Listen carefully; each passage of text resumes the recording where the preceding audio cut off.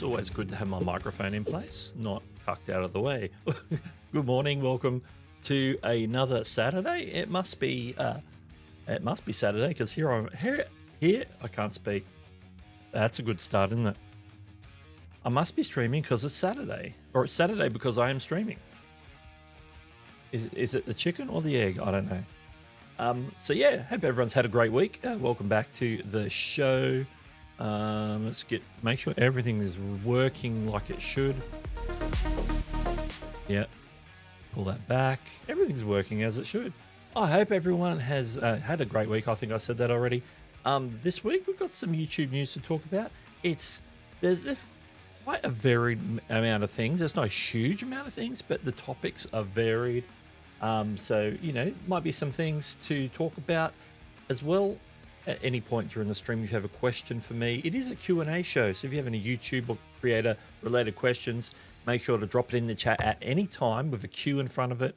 Then I know it's a question for me and I can address that live. And as we like to do, we like to start hitting up people in the chat, give you some shout outs as people are coming in. So let's get started with that. I'll start with the ones that I have already pre-tagged for the start. Let's start with Monique is here from snowy Poland. We got some Poland news, some news about Poland in today's show. Got me missing Florida. Yeah, snowy. Yeah, it's getting that time of year, isn't it? Christmas is coming fast, and Christmas usually means winter, snow in many parts of the world. Make sure I click on the right thing here. VSX6-Z5G. That's a unique username, if I must say so. Welcome to the stream. Cacophonous Cat is in the house. Welcome. I've moved the comments around. You can see they're sort of just right below me now. Messing around getting them set up. I don't know what I did, but I somehow added my YouTube logo in the top there, in the little tiny one. It's above the profile picture. I think I know what setting I did that in, so I'll have to reverse that. Creator Classroom was here before we went live. So this is no Nick live today. Spoiled the news, but yes, that is true. Also, Kevin Hawthorne, as always, coming to us from Lakeland, Florida. Good to see you. Chantel Hills is here, as always, saying hi. Livestream Consultants is here. Say good morning to you. Let's see. Frankie YT saying hi from Perth. Amazing Yacht Destinations. I've got to click on them by hand now. Here we go. Coming in. Good evening, everyone. Yes, good evening, good morning, good afternoon. Who else we got here that I haven't tagged? Anfield Road, Lantner Loft 5204. Because apparently handles are everywhere now. Like every stream that I've been on in the last, I think, week, at least this latter half of the week, have all been handles. So I think we had handles last week here. But yeah, it looks like the handles are coming. I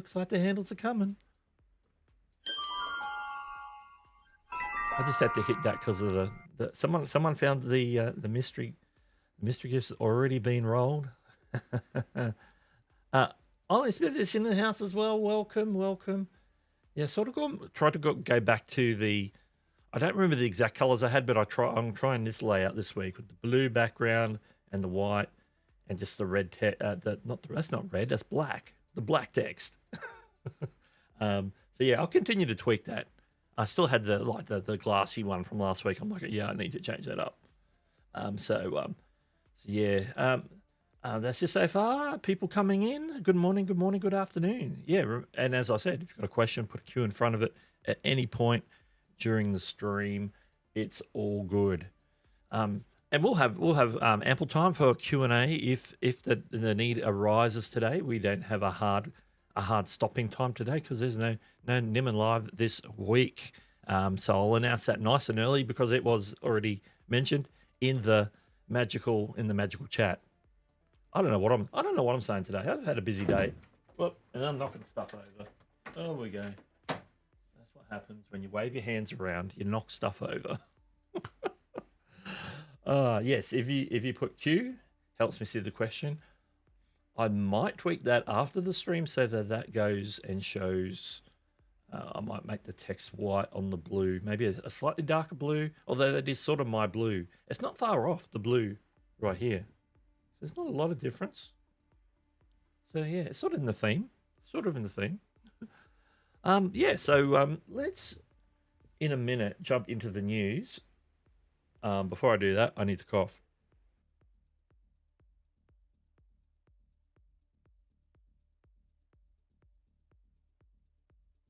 All right, I'm back.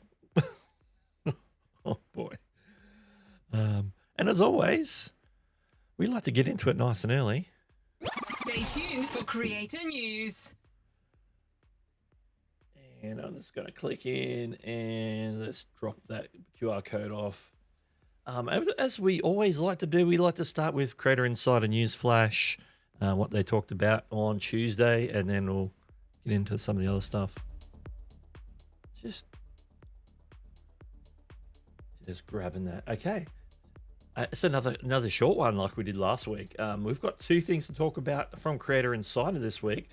A launch, which is, I don't know if launch is a specific way to call it, but that's what they called it. Launch shopping product timestamp improvements, because products timestamps and stuff are already sort of out there showing on shorts and videos. Hopefully I'll have some visual examples for you. We're going to get into that. Also, an expansion, AI enhanced comment reply suggestions. Now, this is an expansion in the sense that we've already had, like where on some comments it already pops up, some reply options. I get them on. I've had them on my channel for a while, so I don't know if everybody's had it. I just assumed everybody had that basic, but they've obviously plugging more AI into it to make it, learn. And it's been doing this, and I've noticed it's been doing this already. It learns your style, so it reads the actual manual comments that you actually post, and it learns maybe some of the repetition that you might use, or the way you might say something when somebody says something else, and it will offer that to you. You now by no means have to use them. We'll get into that. I'm going straight into the topic already, aren't I? All right, let's get into it. This is the recap of that recap. This is a little bit more information, and then we'll break it down for the individual ones. New changes are coming to mobile shopping displays to prevent banners from obstructing video content. So you might have been watching videos and see if people have got like a YouTube affiliate or their merch or whatever, and it pops up. It puts like a little thing down in the bottom and it overlays over top of the video, so it blocks a part of the video, clutters up the user interface. So what they're doing is they're actually moving it below the video player instead of having it in the video player. To prevent banners from obstructing video content, which is the product banners, in portrait mode in particular, product timestamps will now, because obviously in portrait mode, yeah. So if you're on your phone, let's see if we can do a demo. Maybe we can do a demo. Open up YouTube. Got to find somebody with a video that might have. We're gonna have to mute that, aren't we? So we'll turn it down. So these guys have. This is a live stream replay, so they usually have product popping up all the time. Let me just move it forward a few minutes. No. See, the thing is, you got to have a video where somebody's actually displaying product. This one.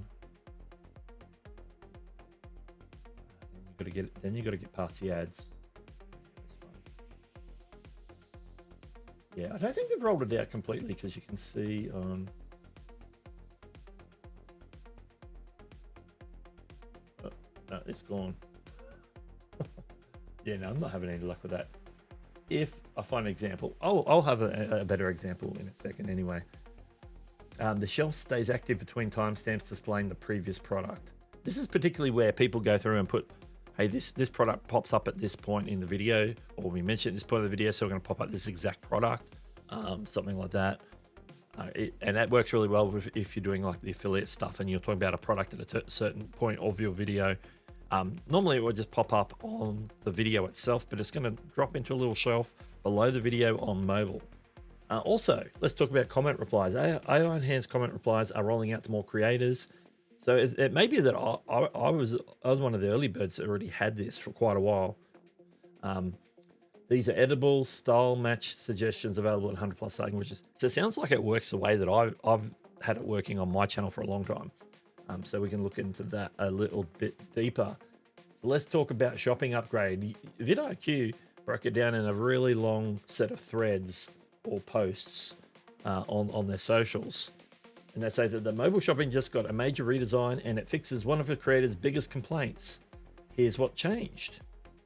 And you can see there's a little image there. I'm going to have a bigger one here. That's going to maybe show the example. Number one, no more in-video banners. Creators have said for months that product banners block the video and hurt retention. Now, product stamps on mobile portrait mode use a cleaner product shelf under the video instead of floating banners. I've got a before and after, which is a blow up of the one that we got there. So let me just jump in. And this is it here. You can see the one on the left.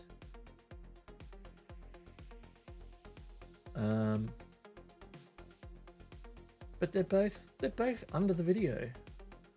That's not a good example. And that's the example they used. But it does look better in the sense that here it's saying there's 12 and not telling you any particular one. But here on the after, it's showing a specific product, which I think is good. And then that'll be there until the next timestamp comes up. Then it will change. So that is what's going on there. I need to scroll my comments a bit. So yes, let's go back to where we were. Number 2, smarter shopping moments. New shelf updates automatically as each product timestamp hits. Between timestamps, the shelf stays open. So that's what's happened there in that example. The shelf is only open while they show the timestamp, and then it closes again. So it's just like says there's a bunch of products which you can tap on to go and look at, but it hides it. But now it's going to like just leave that one up until the next one kicks in, which I think is a good way of doing it. It gives it more exposure, which it would, without interrupting the viewing experience. Overall, it's just a better UI for everyone. Number 3, build on top of the new creator tools. This update builds on July improvements. Drag and drop time editor, easier ways to add, edit, and manage products, and get more control as a creator. I've got an example of this, if I can make sure I've got it ready. This is sort of like the window where you add timestamps to a regular video. Let's go to screen. So you can see there on the left, this is there's a window there where you've got all your products and then their timestamps. You can mark the timestamps on the timeline. So then all these products will pop up at the right time during the video because they've been like, okay, at this point, we talk about this product. So we mark it basically. So they're adding product timestamps. So this is really good if you are deep in the YouTube affiliate program, or if you have your merch linked up. You can stuff that you're selling, that you're sell through the shopping tools that YouTube have. Then they've improved that in particular. Anything else on here? YouTube wants shopping to feel native, not intrusive. If you do tutorials, reviews, or feature any products in your video, this update is quietly a big deal. If I can say the words that are on the screen. What's one shopping feature YouTube still needs to add? Top of my list on that would be having YouTube shopping affiliate in more countries, including Australia. That'd be great. So that's shopping. Let's see if anybody's saying anything about shopping.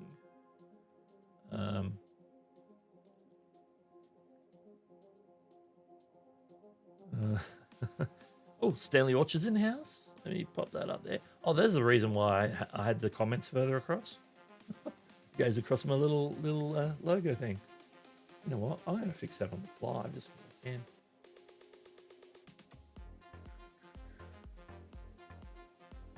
Hopefully they don't get cut off at the other end. We'll see. We'll see. There's a reason. SMA Sky is here as well. Welcome, welcome. Oh, Ollie Smith has a video to try. Well, this specific thing is because when it's in the shorts player, it's also a it's a different experience again. The short, they're going to be on the short still. This is for like long form on mobile. If you happen to have it in portrait, even if you turn it sideways, it's then going to be over top of it again. It's just only in that instance where you have it in portrait. So there is a bit of a caveat with that, I would say. David Matney's in the house as well. Welcome, welcome.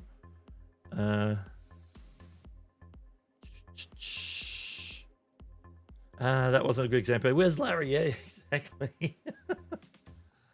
Yeah. Horizontal videos, but when you're holding your phone in portrait. And I would expect that we might do something. I don't know if they'll do something like that on desktop. Who knows? I'm not sure. But let's move on. It's interesting. I know it's a topic that'll be near to Larry's heart for sure. I know he's really into that. Okay, we're moving on. You know what I didn't add is any information. This is the next topic. I didn't even do anything more on what I didn't do. Okay.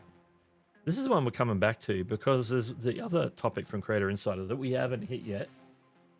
So I'm just going to pull this up and it's going to go to, I do have it in,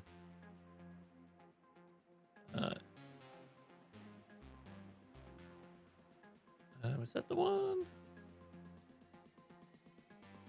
No, it's not the one.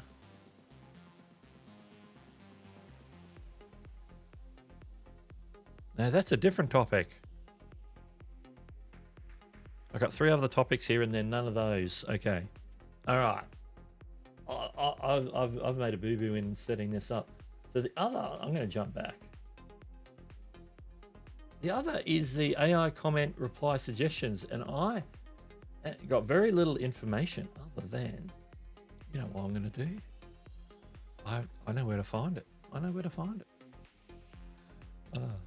Can't believe I missed the whole topic, and I think I know why I did, because there's a topic on it that sounded similar and I got them mixed up. But I do have information on that if I can be on the right account. That's good. I just have to open up Creator Insider. Is that the one? This could do. So look, shopping updates. All right, smart reply tools. Now I don't just have this as a visual, so I'm just going to talk here. They're rolling that out to more creators across Studio Mobile, and then it will go out later to the YouTube app and to Studio Web. So the first place you're going to see these. The funny thing is, I only see these on desktop, so I'm not sure about that. Suggestions. The suggestions for these smart replies, or this AI enhanced comment replies, they're completely editable. You can review, tweak, or completely rewrite them before posting. So you can like select it and then go in and just change it up however you want. And it does tone matching. The AI analyzes your previous interactions to suggest replies that match your unique style and voice. Do I have any more visuals on that? Let's have a look.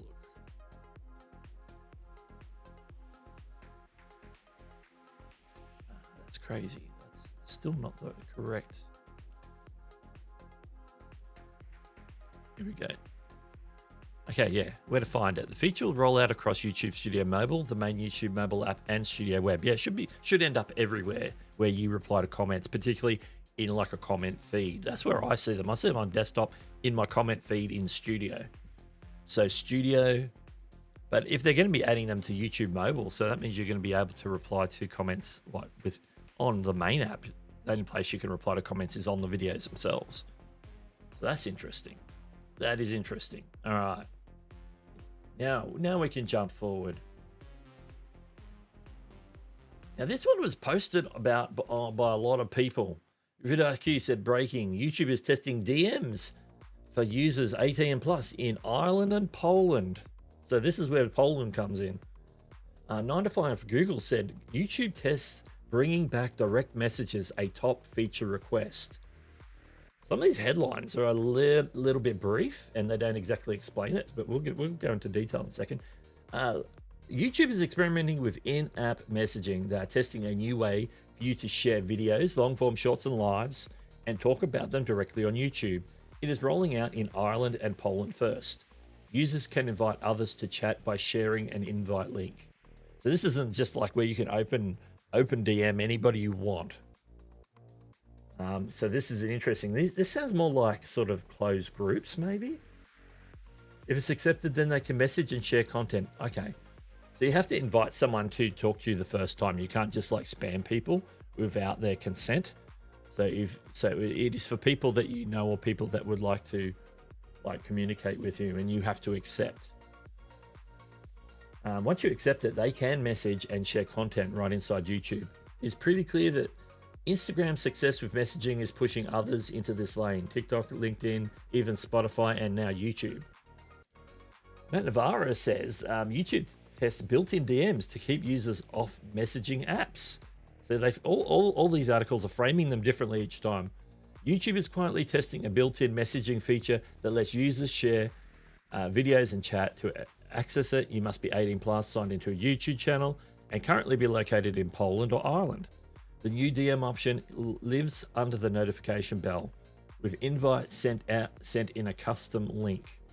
Once accepted, friends can chat, swap shorts. So it is more like a friend group sort of chat, where you sort of have to accept, be invited, and then accepted into being able to chat in that particular group.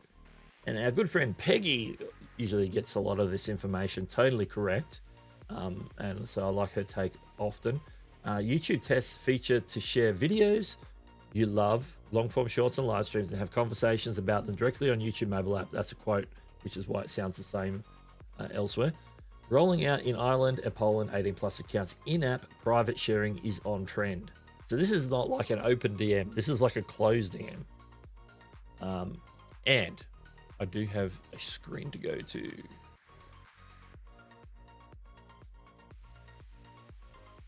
I put this? I didn't make this up, did I? No, I didn't. That's why I have to go to the screen. Okay, this is the article that YouTube actually put out about it 4 days ago, November 18, testing new ways to share videos. We've read that first part a number of times. If you're in the experiment, you can still share YouTube videos through other apps you use today. By messaging on YouTube, you accept that messages may be reviewed to ensure they follow our community guidelines. Community guidelines apply to all content on YouTube, including on-platform video shares and messages. Our systems may scan content that is against these policies, such as content that could cause real-world harm, and we may flag content. So keep in mind, whenever you post anything on YouTube, whether it's video, podcasts, live streams, images on posts, the contents of posts, your comments, your descriptions, everything is scanned to make sure that it's compliant for community guidelines. So just because you didn't break community guideline to video doesn't mean that you can't get pinged elsewhere for community guideline violations. So keep it clean in the comments, in the DMs. Now there's a more information on video sharing over on this other tab. This is like the dedicated page for this feature that's rolling out and currently going to be rolled out in Ireland and Poland, of course. This will break down how it all works. Get started with video sharing and messaging on YouTube. Invite others to share content and accept invites. Tap the notification bell. Invite others to share videos. Share the invite link with whom you want to invite. The person who gets the message will have the option to allow or decline the messages. If the message invite is accepted, you can share content messages with that person directly on YouTube. If you have notifications turned on for YouTube, you'll get a notification that your invite has been accepted. Each time you get an invite from a new channel, you'll be asked whether to allow messages from them. We could see an uptake in people like messaging a channel en masse to, have the ability to talk one-on-one with their favorite creator. So I can see why YouTube's put this on. If this was like full scale, just being able to send messages, it could go nuts. Could go nuts. Some channels I would expect, big channels who are going to get inundated. I can think of channels like Mr. Beast, for example. They're going to get hammered with these requests once this rolls out widely. So hopefully there's an option where you are open to at least see the invites. Maybe you can just decline incoming invites or something like that if you're like not capable of. That would be a thing that I would suggest. But maybe that's what they're doing. Each time you get an invite from a new channel, you'll be asked whether or not to allow it. If you tap allow messaging, you'll be taken to the conversation. If you tap not now, your channel info won't be shared with the other sender, but you can choose to allow messages from that sender later by replying to shared content from them. So yeah, that's a bit like a bit of an in-between setting. Not now is sort of like a half-hearted yes. I don't know. That's interesting. Note, invite links are valid for 7 days after creation. To get notifications from YouTube when someone shares content with you directly on YouTube, turn on your YouTube notifications within your device settings. And there's some instructions on making sure you got your notifications turned on. Share when watching content. So if you're watching, say, a video on your mobile device, you can click the share button, and it'll be one of the new share options is to tap the contact you want to message the video to, tap invite, and share on YouTube to send the invite. Which is sort of what you could already do when you're sharing with third-party platforms like X or Facebook or whatever. Now, there's some options to manage video sharing and messaging. So everything is going to be under the notification bell, and there'll be like messages. So they're going to show up sort of in that sort of messages, like when you get a notification that someone's replied to your comment or something like that, and then you can tap in and go see that comment. In this case, you can tap in and go and look at this message. You have the ability to unsend a message if you're one person sending it. When you unsend a message, it will no longer be visible to both people in the chat. Because once it's open, the chat's probably like constant back and forth, like a DM.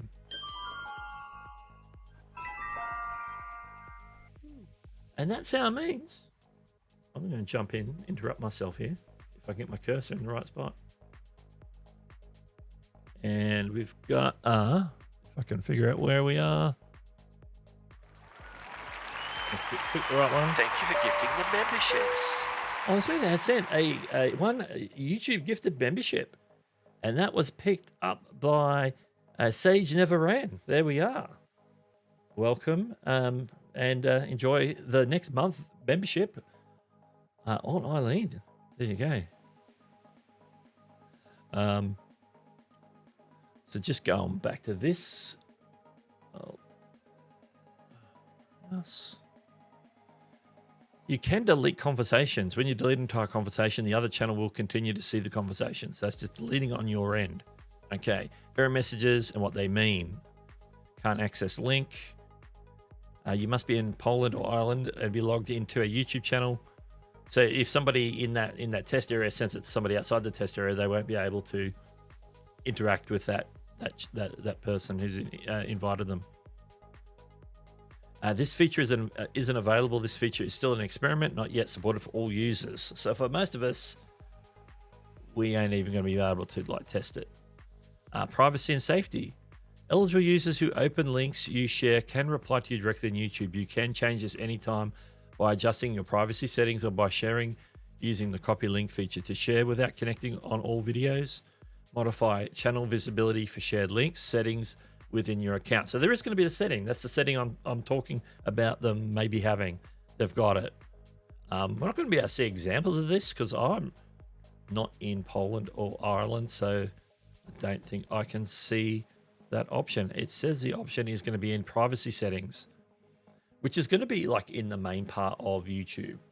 So it's going to be, if I'm like here and we go to like your settings over here and go to settings and then privacy over here. Let's have a look. Maybe there's something there. Subscriptions, mentions, that's all there already. Live chat leaderboard, and sticker celebrations. Yeah, they have. I don't have it yet, probably because I'm not in those countries. So yeah, we need to go back to where we were. That's where we were. So yeah, it's an interesting one. I'm going to jump into the chat real quick. Where are we?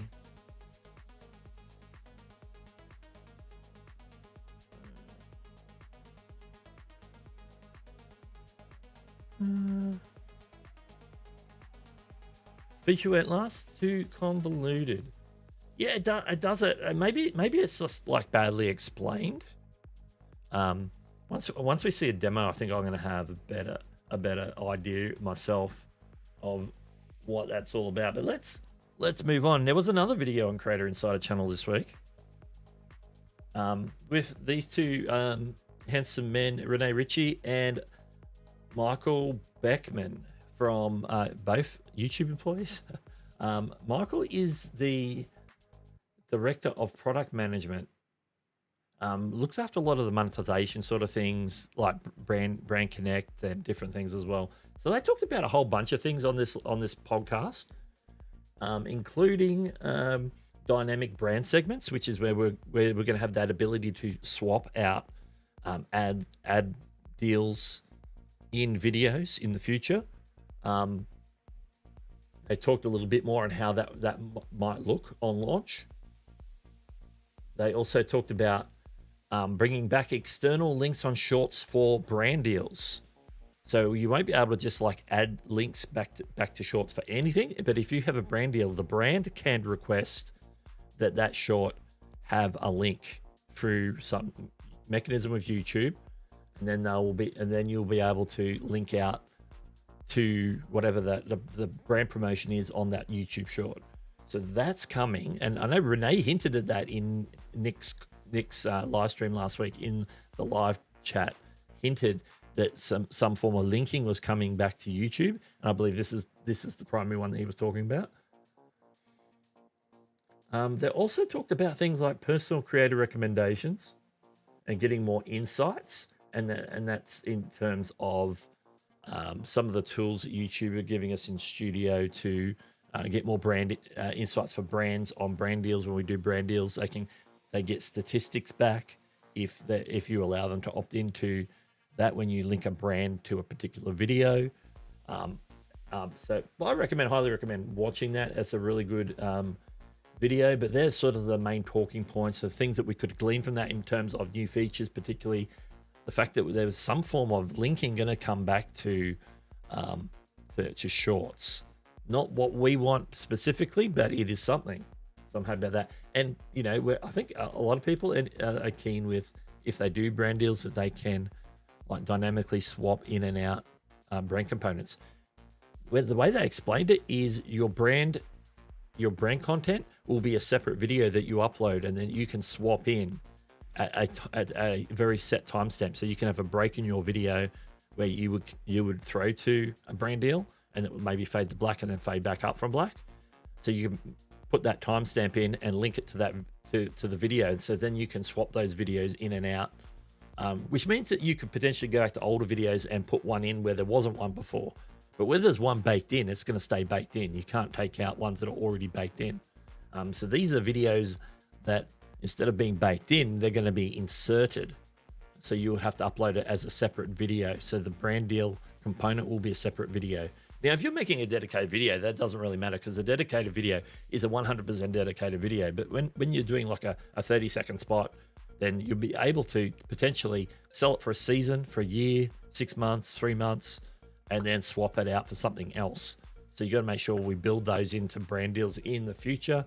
For maybe some of us who haven't done brand deals before, that's something we need to think about when we're doing brand deals in the future. So that's a very interesting video.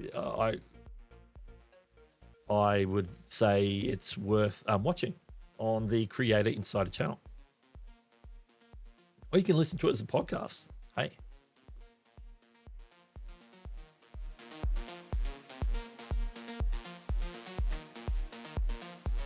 something that came up for me this week, and also come up for Jonah, is I've now got a brand connect section like Jonah has here. He can see it in here. That's from his mobile screenshot, but I've got it on my desktop. Let me see if I can pull it up. Now it doesn't do anything right now for me. Well, it didn't the other day when I discovered it. Let's go into the Earn tab. Yeah, this is interesting. Let's go.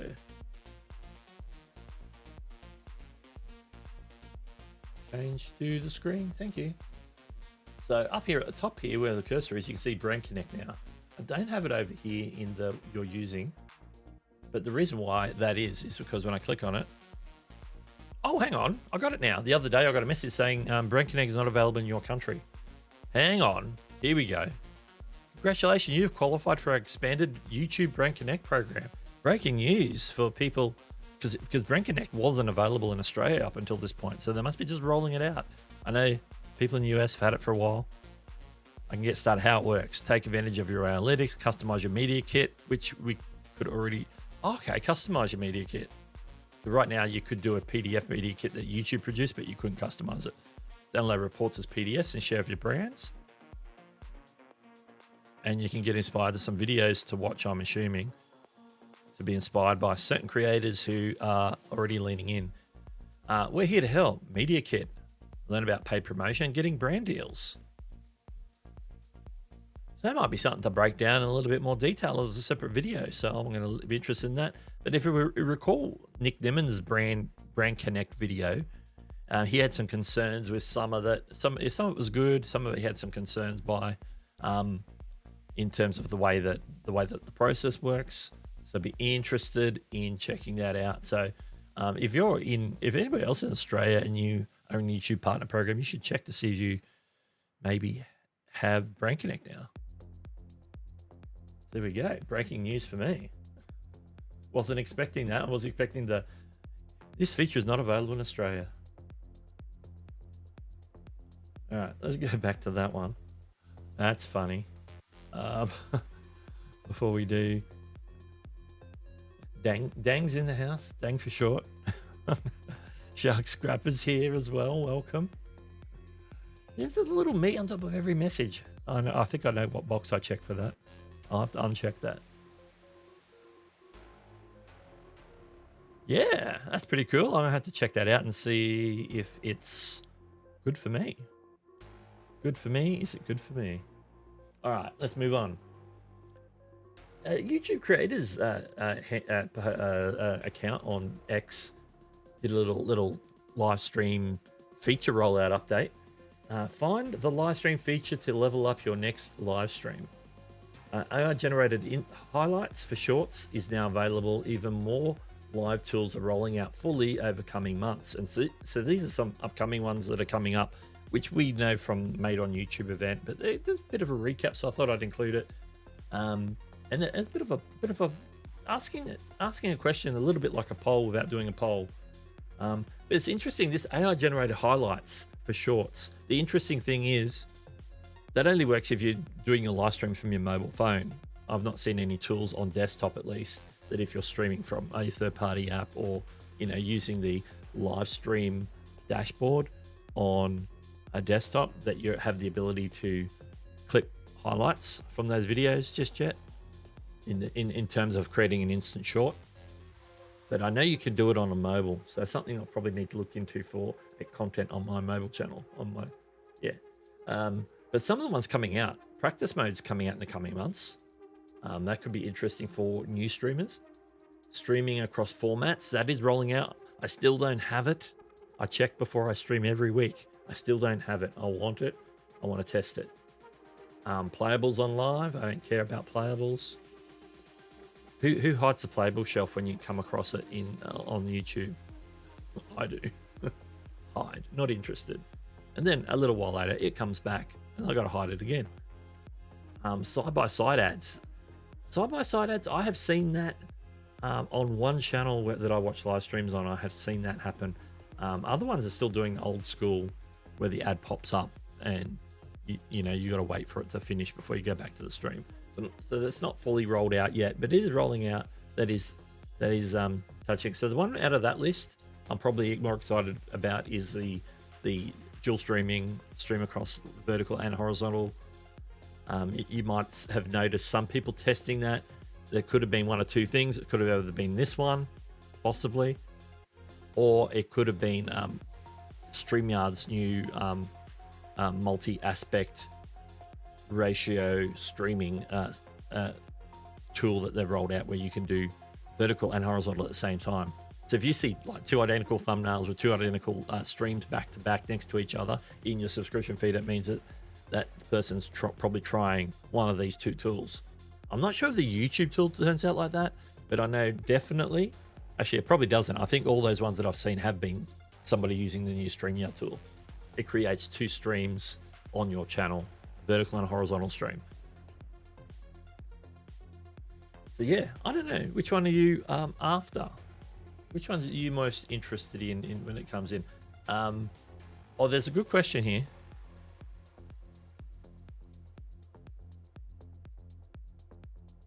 I don't think so, but it looks like I maybe do. Woohoo! Yeah. I see highlights on my desktop streaming, I'm pretty sure.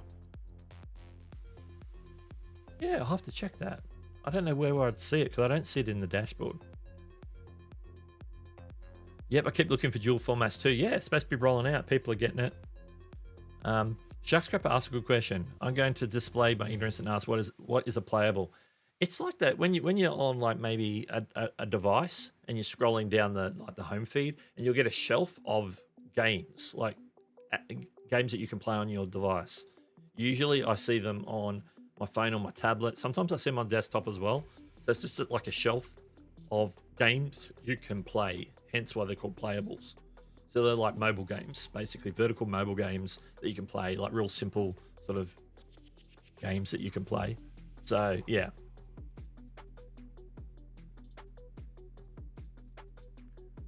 Question, have you tried the StreamYard dual stream feature yet? No, I have not. Because I don't currently use StreamYard or have access to an account that would have it, because it's only on paid accounts. You can't use it on the free, apparently. So I'm told. Yeah. Something I need to look into. Because it's interesting. It is interesting. I know Roberto Blake used it last night on his late night stream for his channel reviews. He did a horizontal and a vertical, and it looked good on both. He had the scene set up enough to make it look interesting, so that you get it like a unique experience on the horizontal and the vertical. So I do like that about it. It didn't like it merged the chat on the StreamYard side, but didn't merge the chat on the YouTube side. So you had two different chats to deal with as a mod. So it's a bit of a janky thing, but that's because it's StreamYard. The YouTube version does combine the chat. So yeah, we got these things going on. All right. The next one, if I can find my button, there it is. Another one of the ones that was in that list there. This is one that confused me because I thought it was talking about the other comments feature. This is comment summaries for creators in YouTube Studio mobile app.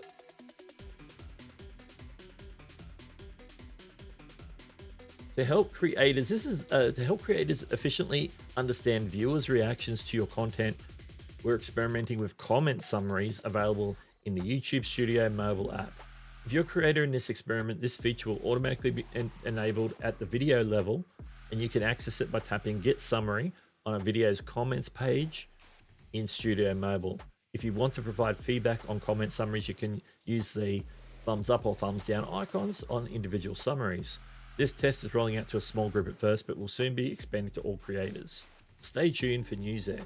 So basically what it is if you're on the YouTube mobile app, not the YouTube mobile app, the YouTube Studio mobile app, I would say if you've got sufficient amount of comments and you're in this experiment, you're going to see the option where it's giving you like a summary of the sentiment of all the comments on that video.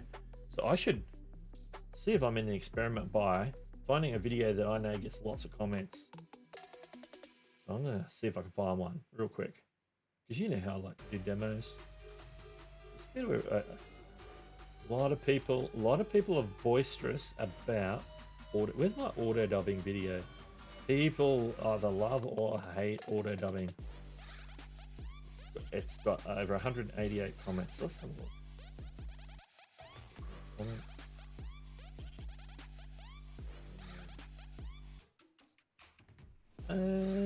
No, I'm not in the experiment. It was worth looking. I'm not in the experiment. But that's interesting. So yeah. So that's look, give you a summary so you get the sentiment. Obviously, you can still go and read all the comments along the way. And hopefully you're in there replying to them, doing all the usual things. All right, I'm going to move on from that one. I got one more in this slides, and then I got something on desktop to look at as well. And Nemo Hens is the CEO for YouTube. He regularly posts, which is really good. He posts more than Susan used to. Susan started posting towards the end, but Neil is very active. He generally will see a post from him every week. Now this, I happen to pull this from his YouTube post rather than Twitch. I got the version from not Twitch, X. Twitch. Twitch is not a posting service. Twitch is a video live streaming service. So Neil's just recapping some features that are rolling out for creators. These are not ones from this week specifically, but ones that have recently been touched on by his staff in different places. So he's touching on streaming across formats, which is your dual streaming, horizontal, vertical, with a single unified chat, which is what we were just talking about. The fact that they've just recently, as we talked about a few weeks ago, brought the community feature to desktop. So communities is on desktop now. It's not just relegated to mobile only.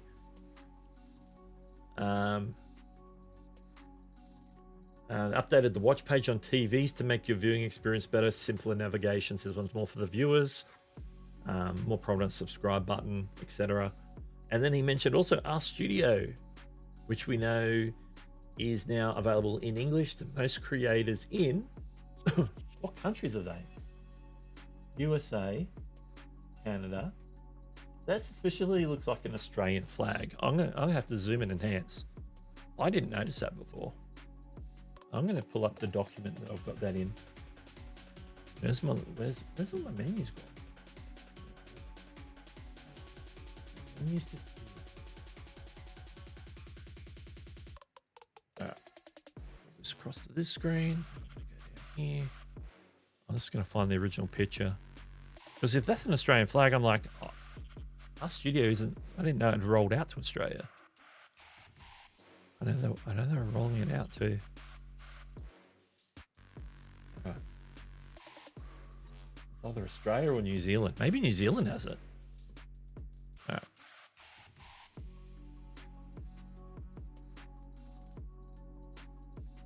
It's getting pixelated, but it's the New Zealand flag. It's not the Australian flag.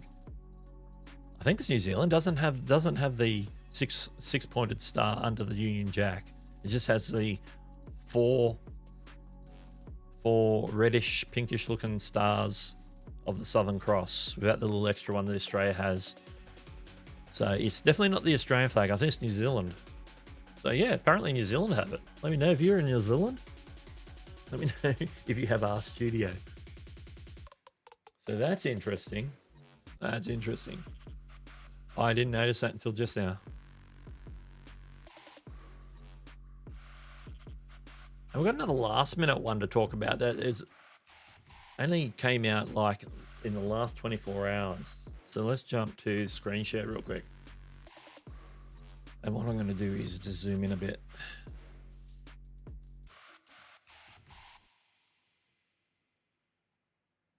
Yeah, that's better. Okay, this is a new one for uploading videos. You know how when you upload videos, you do they have the copyright checks, and they also have there's another check that they do. But now there's expanding. This is a pre-published check for community guidelines. You know how much effort you put into your content, and sometimes community guideline violations are unintentional. To help you avoid frustration of a removal or a strike, we've been testing a new feature that checks some community guideline violations, not all of them, some of them, in the video upload flow, similar to a copyright and advertiser-friendly guideline check. That was the other one. We're excited to share that we'll be expanding on this experiment to a larger group of creators. Just gonna scroll it up.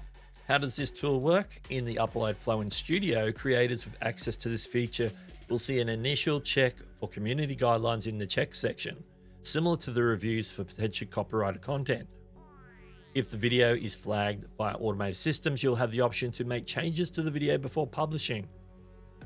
You can also choose to publish the video anyway as is, but the content may be restricted and could result in a community guideline strike if a violation is confirmed after it's live. A few important things to know. This feature is still in testing, is not available for all video uploads or to all channels at this time. This check is not a comprehensive check of all potential community guideline violations, but may not catch everything that may impact your video. We encourage creators to still ensure that their content complies with all our policies before posting.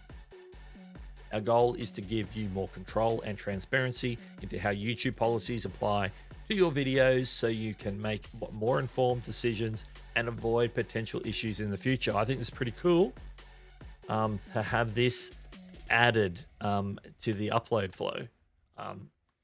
There are people who upload stuff and they will swear black and blue that it doesn't break any rules, and it probably does. And if this can sort of alert them before they get in too much trouble, then that's probably a good thing, in my opinion.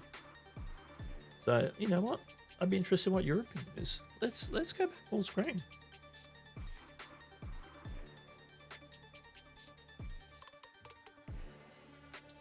And quickly check back in the chat, and then hey, if you've got a question, put a Q in the front of your question, put it in the chat, and we'll address it and talk about it. Where were we? Where was I up to? I was up to here. Here we go.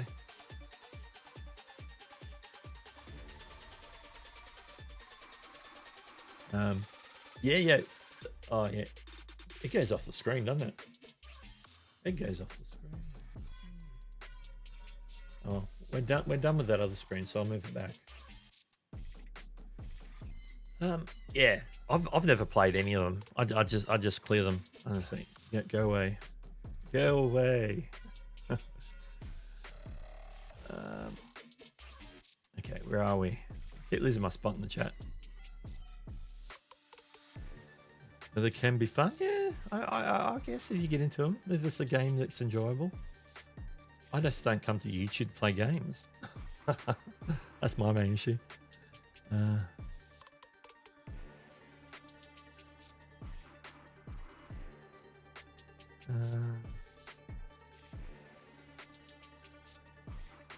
Creative Classroom is getting waylaid by extracurricular activities out there today. That's fine.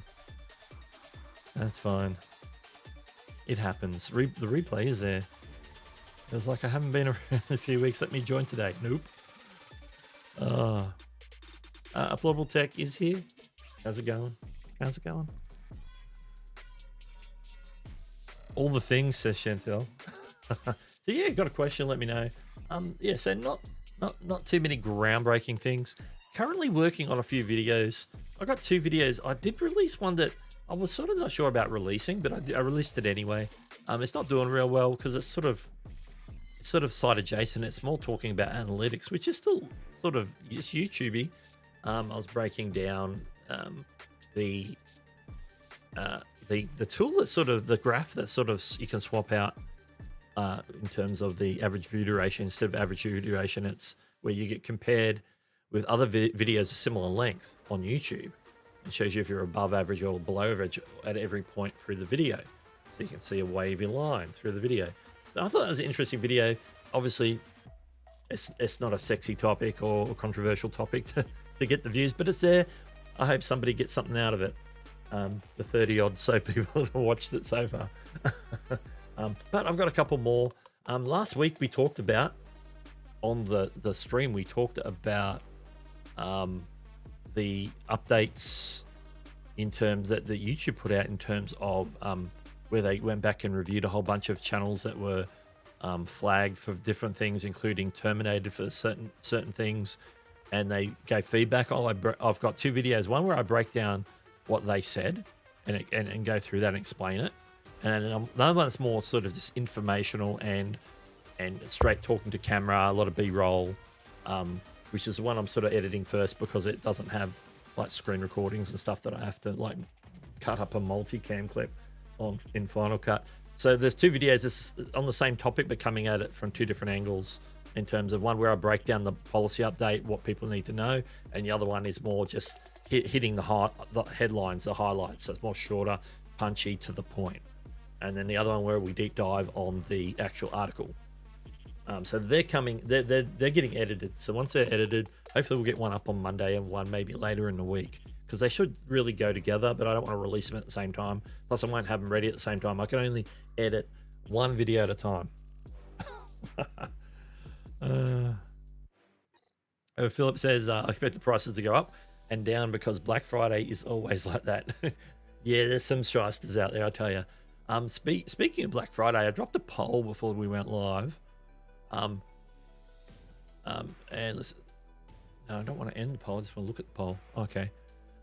So this is just more of a general put it out there question. I'm talking about Black Friday, Cyber Week deals for creators. Are you yay? Are you excited to see those? Nay, you're not interested, or meh is like, I'm over it. Like meh is pretty high. Yay is in the 56% right now out of the 18 votes so far. So I was sort of surprised that the yays are winning at this point. But hey, we'll leave it up till the end of the show. But yeah, thank you for mentioning Black Friday so I could talk about the poll, because I didn't talk about it at the start of the show. All right.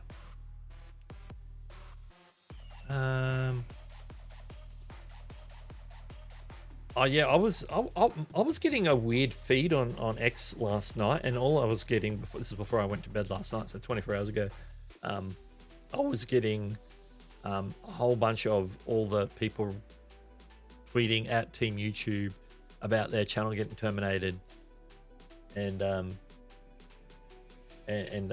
I realized that I'm like, where's all my regular stuff? Why am I just getting all this Team YouTube stuff? But apparently, when the app updated on X, it changed something, and it was set for most popular or something like that, instead of like I usually like it like in like a sequential feed, so I get everything as it comes in rather than just it picking the highlights or what it deems the most important is. Because I don't want to sit there and read Team YouTube responding to people complaining about them getting terminated, all day. It's interesting information. Sometimes you come across something a little bit more nuanced, but it's like, but I fixed it. This morning. I'm like, why am I still getting all this Team YouTube stuff? Found the setting, fixed it. We're all good. My X works again. I love it. All right. So yeah, what do you want to talk about?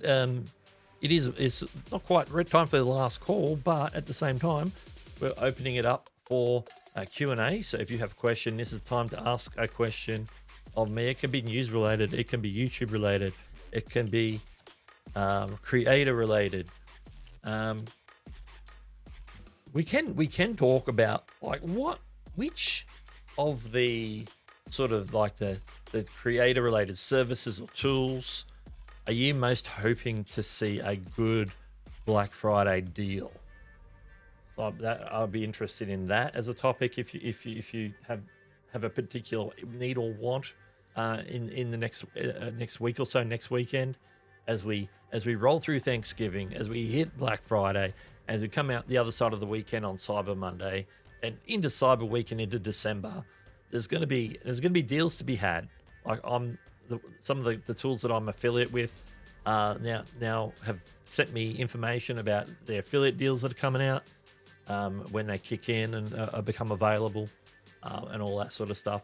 And I even last week leaked early the which you might have seen if you were here before the stream. You would have seen the same video from last week where I break down the discounts up and through into early December on my merch store, or anybody's merch store for that matter, on Spreadshop. The deals. If anybody wants to see that video, let me know. I could arrange for it to be played. We could have a break. I can do the thing. We could do the thing where we take a break and take a drink, get a drink, and come back. Yeah, not too much. Like it's like I still get some value from it. I'm very particular on who I follow. I just don't go follow for follow. So I sort of curate my follows. So it helps. Doug, I noticed one of your background square. Yes, it's fallen off. You only notice it when I move back enough, and you can see like the double-sided tape. Here it is. Here, I tried to stick it on. It's lost enough of the tackiness that it doesn't stick, so I got to reapply it. And I haven't done some. It was like that last week when I streamed, and I've recorded some videos of it like that. So, hey, I will fix it. I will fix it at some point. SMS guy says a lot of things I'm interested in tech. Otherwise, Black Friday deals aren't that big to stress over. Yeah, like if you see something good, maybe if you're in the position to jump on it, then that's great. But yeah. Cyber Monday should have more details on tech. Yeah, you probably will see that. You usually see some good stuff over the weekend in terms of what was I going to say? Oh, like Elgato, like good creative tools like Elgato will usually always have some sort of specials on some of their gear. You might see some stuff from Logitech, who are more of a general brand, but you know they have creator-based tools. They might have a more interesting, you know, like a nice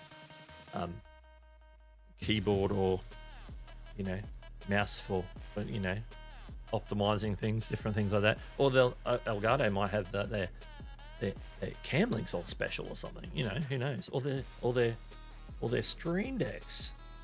I don't have any affiliate links for any of those in the chat. I'm just showing you what happens to be on my desk. So yeah. Oh, here he is. Larry's here. Acoustic tile fell off because your country is upside down. Well, why isn't it on the roof? It was on the floor. I don't understand.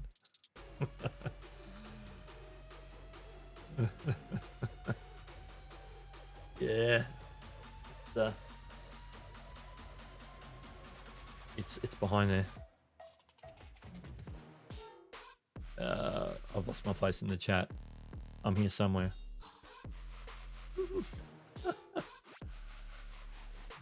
Oh, Chantel says I'm really looking for hard drives for data storage. Yeah, I've got an enclosure that I got a while ago off Amazon, and then I was going to follow up with like a 2 terabyte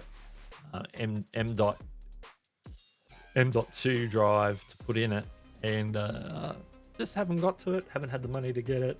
I was keeping on the specials early on, but it's been a while, and I know all that stuff is going up due to chip shortages or chip increased prices or whatever it is. Some crazy price rises, and you know, blame AI for that.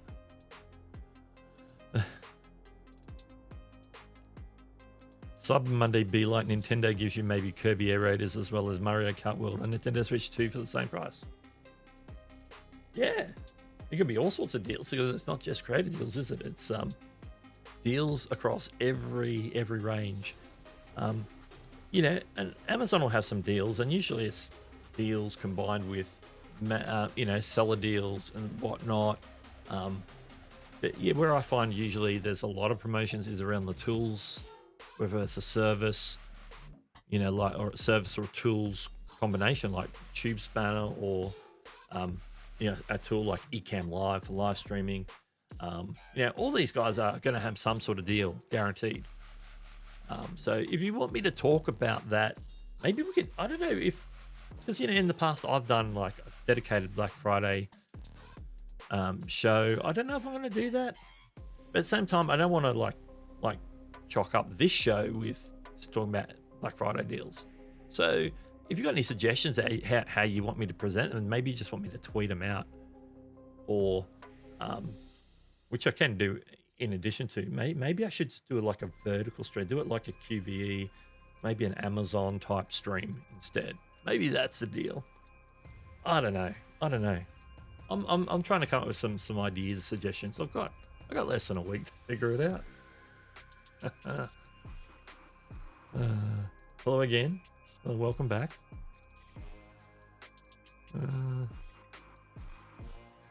Yeah. Basically, I like to have more space, like a 2 terabyte drive for editing. Like I edit off my Samsungs. I've got an older T5 that has like 250 gig. I've got two 500s.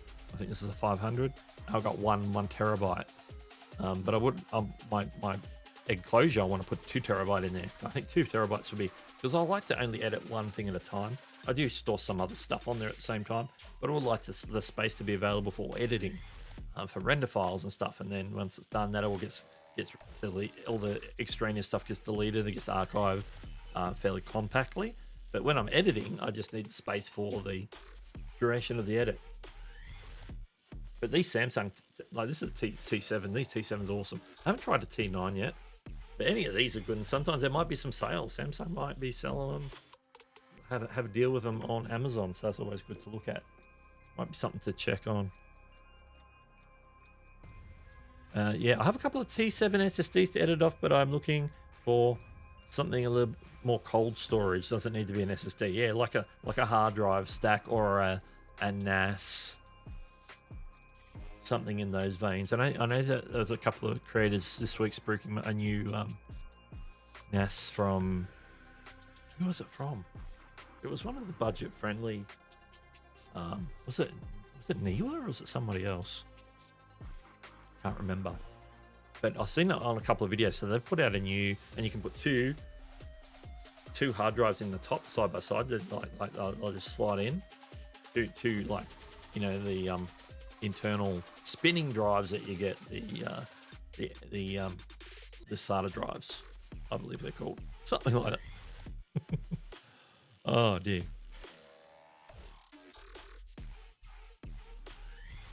I'd like something maybe more space on Google One, or maybe their Gemini as well for cheaper, running out of space at the moment. Yeah. Like when I signed up for like a Gemini Pro account, which is like whatever it is per month, that came with like, how much storage did they give me online? I should know. How much storage do I have? Does it tell me here? Doesn't tell me there. Let's just open my Google Drive. That'll tell me.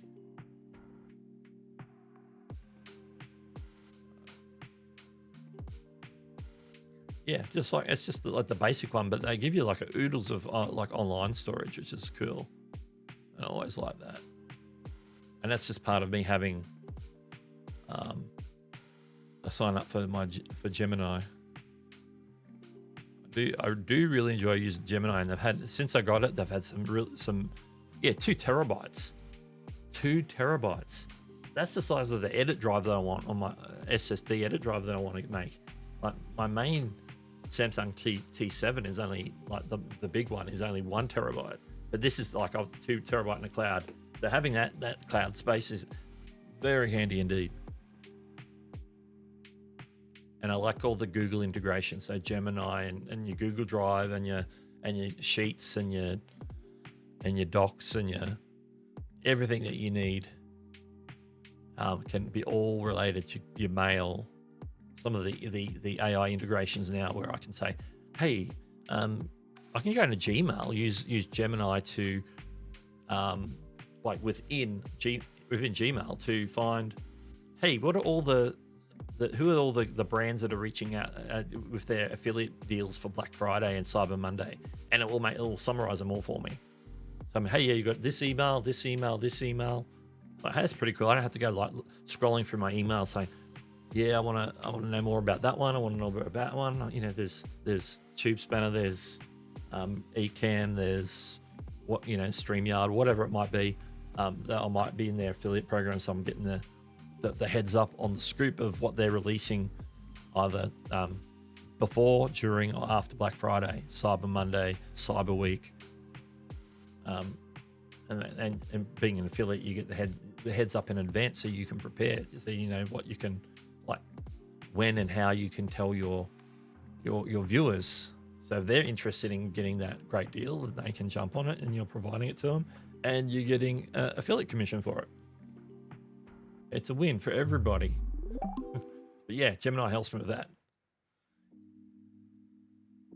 When I have all that coming into my Gmail, of course, I need to hydrate. What have I missed? Oh, okay, it's scrolling now. I've considered getting a USB-C SATA dock. The 3.5 SATA drives are less expensive. Yeah, if you're just using it for storage and not like active, which you could still do. Like I've got a 4 terabyte, just like plug-in external drive that's like an old school spinning drive. So it would be like a SATA in an enclosure basically. So I have that, and that's just USB 3. I mean USB 3, not USB-C. So it's the A plug. That's a little bit older. So I think that's a Seagate. Doesn't have the branding on the side I'm looking at. But that's where like I put a lot of my bulk storage when I'm filing stuff away. So it just sits here and I just move stuff to it. I have a couple of like smaller, compact hard drives for more general storage that I might access every now and then. And then if I don't, I'll move it off that to that main one. And I've got my SSDs, which is just basically my active projects. Then I can like pull them out, take them to a different computer, whatever I need to do. So I have like all those different levels of drives. I do technically have a really old NAS. And I got a NAS I use for a Plex server in the lounge room, but I don't use that for my content stuff. I got an older sort of Western Digital sort of home NAS type thing. But it's only got like it's already a built-in drive. It's not one you can put the drives in. So, a bunch of stuff like that. If you have computers, obviously would use hard drives as well as cloud storage. Yeah, for sure.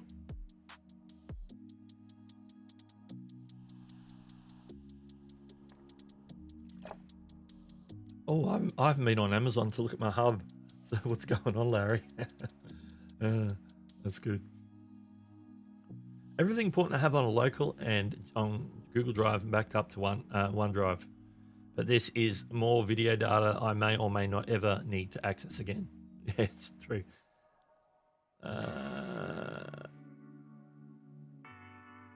Astronomy imaging can take up a lot of data depending on how you take images. That can be true, especially if you're recording video as well. Use RAW files. Yeah, RAW files take up a lot more in terms of stills. My NAS has 4 10 terabyte drives. Yeah, that's a good size NAS. That's 40 terabytes of potential, unless of course you've got like some sort of RAID setup. So you got like some one drive is redundant or something. So that if one drive dies, you still got it backed up across the other drives. How it does that? It's pretty interesting. I think even YouTube Premium is on top of Google Gemini subscription as well. Yeah, that's a good question. If it is, I didn't know it was, and that means it should technically.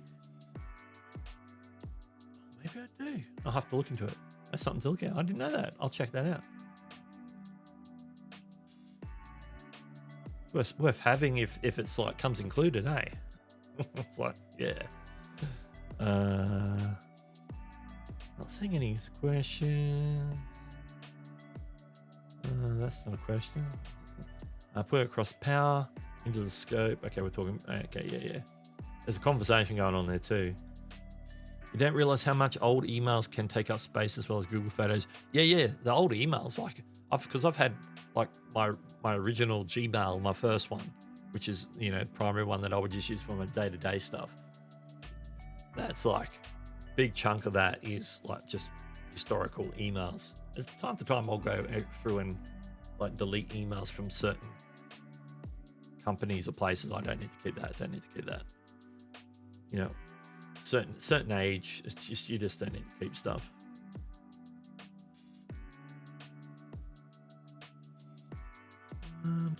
Scrolling through the chat. Brent's in the house. Hit that like. Look at that. Kathy's here as well. Good morning. How are you? Everyone's coming in. We'll get our second win. Maybe we just do Nimmin Live here today. Seeing there's no Nimmin Live. But as a reminder, that's what we haven't done. Let's just jump to the what's coming up today. There is no Neiman Live today, but there's a reminder at 1 p.m. Eastern on the Opus Clip channel, the series with Andrew Ken and Roberto Blake talking about all things shorts and Opus Clip and different aspects of that. Where's my... You know what? I am no longer on that page.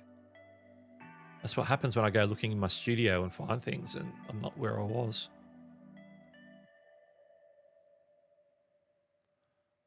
I just want to tell you what the topic is. What's the topic? Refresh the page. Here we go. Grow by reusing your content. You're working too hard on your videos. Repurpose instead. So this is Andrew and Roberto talking about how to use Opus Clip to repurpose maybe your long form content, for example. So that could be an interesting one. So today, look for that one. Of course, tomorrow night, 7 p.m. Eastern, Chantel will be doing her show at the normal time. And of course, I'll be here back next week at the same time. And as I like to say, same bat time, same bat channel. There it is. Oh no, people have only heard the news. There is no Neiman Live today. We did briefly mention it at the start of the show, but that was like an hour ago. Whatever it was. Where are we? Well, just like the option to auto delete spam these days. Yeah, you can get some limited sort of spam handling where it will do it. It's doing some in the background anyway. There is a junk folder in, say, Gmail, for example, and then you always find some stuff going in there. But you can probably go in and set up more filters and things around what you would like it to do. Yeah, it has to know. It has to learn what spam is, and over time, it does, but not always. Some things out there are very subtle and nuanced, and so it doesn't always pick it up. I struggled to delete raw footage and finish videos, but remind myself that I finished the product published to the cloud. The cloud storage called YouTube. I tell you what, I've got everything. All my projects are in folders. All I do is I delete all the render files, so I don't have the render files anymore. But if I ever have to recreate that video, all I have to do is open that folder, open the project, and let it re-render everything, and then it's done.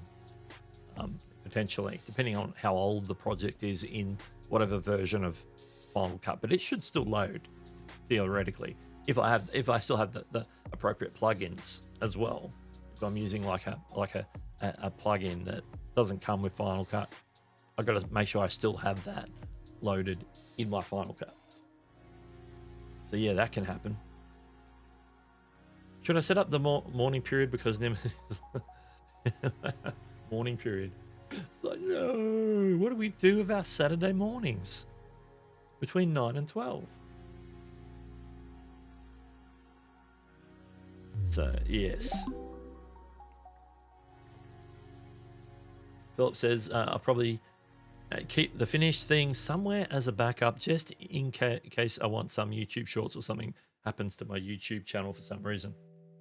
Yes, it's nice to have some sort of backup. There is some limited stuff you can get off your YouTube channel while you still can using what's a tool called Google Takeout. I haven't looked in enough to know exactly what you can download, but it downloads a fair portion of your channel. I don't know how it goes with like the actual video content. I have heard some people sort of intimate that you can, and then some say that you can't. So I'm really not sure. If anybody knows, you can chime in the chat on that one. So yeah, if you've got a question, drop it in the chat right now. Give me a cue in front of the question so I know it's a question for me, and that'd be really cool. The other things to mention, let's see if I've got anything that I haven't talked about yet. Oh, last week we talked about this, so let's talk about this again. Probably didn't show this last week, but we're going to jump to this. Last week is sort of soft launched. Get that off my face. An alternate membership option instead of having the memberships here, which we still do. If you want to do it through YouTube, you're most welcome to do it through YouTube. But also we have the memberships on Buy Me a Coffee, on my Buy Me a Coffee page. We have basically at the same levels, and I've called it Hewson YT Basic, which is like the $4.99 YouTube one. And then the one that's sort of in the same price point as Hewson Max on YouTube, I've called Hewson Maxi. Obviously, through the Buy Me a Coffee page, you don't get the instant access to members only videos and stuff on YouTube. So if you want all that, you got to do the YouTube one for that. But if you don't need all that, so to say, you can do the Buy Me a Coffee one. It also will, like the YouTube one, get you access to the members only Discord that is on my Discord server, which is on, guess what? It's on Discord. So just want to let you know that that's over there. There is a link for that in the description as well. And I'm starting to post my weekly sort of written content over on Buy Me a Coffee on my website, where I do blog posts and stuff, as well as the stuff that I post in short form on some of the platforms like X, Threads, Reddit. I'm posting in a few places now. So during the week with YouTube news related topics, I'm posting them to all these platforms. Facebook in some of the groups that I'm either a mod or an admin on, because I give myself permission to do that. And I also post it to LinkedIn, and of course I mentioned the Buy Me a Coffee posts, which you can see here. If I click on over, I dropped a couple this week. Not in any particular order. That's interesting. Yeah, it's interesting. Like, there's some older ones on there, but there's 4 fairly new ones. So because I just started posting again. Like, I posted a few. Like, there's the reused content one I did last year. The one on channel tabs back from 2022. I was posting very randomly to Buy Me a Coffee at that point, but now I'm posting here regularly. So if I post it here, I'm usually posting on my website as well. So they're in 2 places. Usually it'll be tagged as a YouTube news or YouTube feature update or something like that. As you can see here, you can sort by all the different things like YouTube news. We'll just angle it to the last couple of things, which is from this week. YouTube's created insider video, and the podcast. This was one that's about the information from the podcasts with Renee and Michael that we talked about earlier today. So yeah, all that's happening. I got the sort of the Buy Me a Coffee side sort of just humming over, as well as making sure my blog posts are more regular. One thing I will get back to at some point is turning some of my videos into blog posts to go specifically on my webpage, which is DougHewsonYT.com, which is where all that sort of stuff is. And eventually, all my YouTube services will end up on there as well, where I might offer some stuff that I'm sort of dabbling with, offering maybe in terms of consultations and stuff. Put it that way. So that's coming. I've been dabbling with that for a couple of years, but I really need to maybe start launching some of that stuff, if you know what I mean.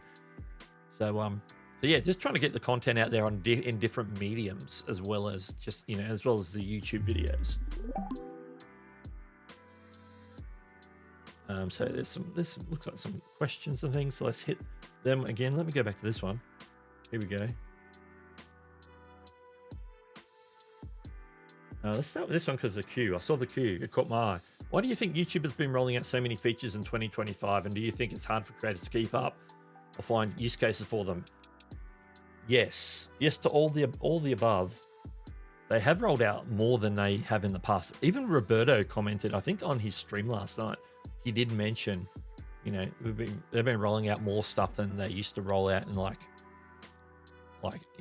a year. They would roll out in like a month.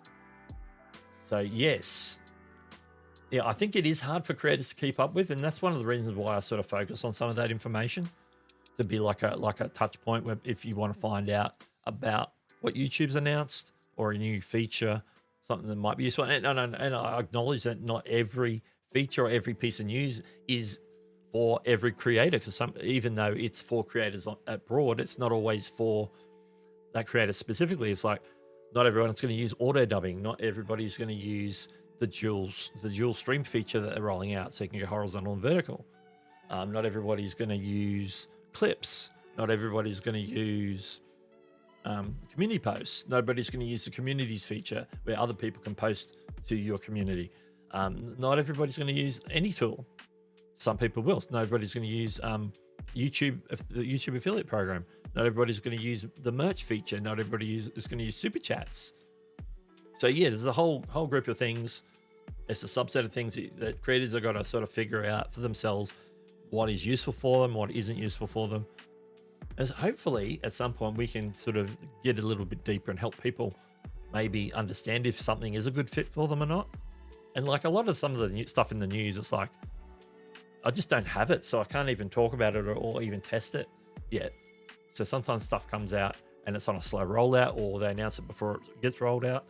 And so we're all sort of just dealing with the information that we have in front of us. And sometimes we just got to sort of try and figure it out. And sometimes when it rolls out, you realize that it's not quite what it seemed like it was going to be.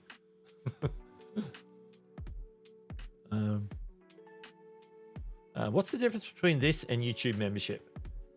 It's just off platform. So YouTube doesn't get that 30% cut like they do for YouTube memberships. So that's one difference. The Buy Me a Coffee is more of a support level, less so that you're going to get members only content. Like members only live stream, I can't stream to Buy Me a Coffee. It doesn't have that feature. But I can, I can link up my Discord and everything else. You don't get that early bird content that I give to members. You get that on channel memberships, but you don't get that on Buy Me a Coffee. So there are some differences in terms of what you get or what's available to you for the support. Yeah, you can do memberships on Buy Me a Coffee. So yeah, a little bit like a Patreon, but an easier lift. Easier lift. Ooh. Got something dropped there. Let me scroll down and have a look. It's somewhere here. Oh, here we go. Here we go. Thank you for gifting the memberships. Tube Spanner's in the house, and not only is Tube Spanner in the house, but Tube Spanner has dropped 10 gifted memberships. And some people in the chat have actually picked up a gifted membership, including Philip Murphy. There we go. Mountain Goat Productions. I was talking Mountain Goat Productions, I think, in my comments the other day. Pete Johns, David Matney, who's might still be in the chat, I'm not sure. Mad Fred, NY Nicky Baby, and the one only Andrew Can has also picked up a membership. Also still coming, Jasmine D. In the ground at 617, Snooks 5947. Yeah, and I think that's the 10. So yeah, welcome to channel memberships. For the next month, you can take advantage of the members only content that's on the channel. Also, we will at some point get to a members only stream, and I think it's the season. So with the extra members coming in, let's schedule a members only stream sometime in the next weekend's US long weekend. Let's see if we can sneak a member stream in there. So stay tuned for that. Chantal, give me a reminder in a few days. All right, let me jump back so I don't miss some of the questions that were up here, because they're starting to roll. Can you share a link to the Facebook group that you add me in? I get them mixed up. Yeah, it is. Not that I have it handy, but let me open up Facebook. That'd probably be a good thing. I'm admin on Tube Ritual. I basically run that on behalf of. I know Brian G. Johnson started that as his. So it's one of the larger YouTube groups. He basically handed it to me to look after and run now. He's still in it, of course, and still posting periodically, but I run it now. So that's Brian G. Johnson's, and you'll hear Nick talk about it being Brian's still, and it is Brian's. I still think of it as Brian's as well. So I admin specifically for that. I mod for a bunch of the other ones. Let me see if I can find them. Yeah, I mod for a bunch. I know Chantel mods for a couple as well, and they're different ones. And for example, oh, look at this. First thing I see, and here am I trying to hit the wrong button. I was about to hit like a keyboard. First thing I see on Facebook is a post from an hour ago. Tube Spanner promoting this live stream. Thank you, Danielle, for promoting the stream. Let me go to my group section. Let's go have a look over here. Groups you manage. I'm a mod on D Nimmons group. Last active 2 years ago. That's a very quiet one. I'm a mod on Daniel Batal's members only group. So that's a members only. So you have to be a member to join that one. Daryl Eves is the creators helping creators. That's the Facebook group. I'm a mod in that one. Tube Ritual, the one we just mentioned. It was Brian's. Look, I'm an admin on now. So I'm a mod on YouTubers and video creators. That's Nick Nimmons' public one. It's just like a general public one. And I mod for some other ones that are less active. Okay, yeah, all these ones here I'm not a mod on. Because it will be, maybe it's another, maybe I'm not. Yeah, for some reason, I'm a mod on Ian Corzine's social media law for creators. That's a pretty dead one. I haven't been on that one in 2 years. And yeah, they're the Facebook groups that the one I admin is Tube Ritual, and I mod public ones, creators helping creators, Daryl Leaves, and YouTube and YouTubers and video creators, which is Nick Nimmons. So they're the three. Because you could go and join D's, but he hasn't done that. Nothing much is happening over there. That is a public one. His mobile creators one. Oh no, it's members only. Is that members only? That's probably why. No, it's just delay that announcement. D Nimmons is members only. I don't recall when he changed that, but anyway. So yeah, these are the three: creators helping creators, Tube Ritual video marketing, and YouTubers and video creators. Let me get the link address and make sure I can post it. This is let's see if it posts. Okay, yeah, there it is. That one is the Nick Nimmon one. I'll just jump back and forth and find them all. I will get them all for you. Tube Ritual is next. Copy link address. I'm doing this all live for everybody to see. It's all fine. You'll see the delay. The delay isn't too considerable. It's like only a 4-second delay. I have it on ultra low latency. That's not the one I wanted. On that one. And creators helping creators, which is Daryl Leaves group. Daryl's pretty quiet in there at the moment because he's working on other projects. Every now and then he pops in. Not as active. He was quite active a couple of years ago. We just mod stuff as it happens at the moment over on that one. But you know, we're more than happy for people to jump in and ask questions and join the community. I'm pasting, aren't I? I'm up to pasting, and then I'll jump back to and that's the last one's the Daryl Lee's one. All right, here we go. Okay. There was questions here. I was up to this one, Facebook group. Yeah, that's the question. Okay, there's another question here. If YouTube fires all the content creators and goes only AI, will they still do the rev share with the machines? and can we disguise ourselves as one and get that revenue? That's funny. That'd be a sad day, but anyway.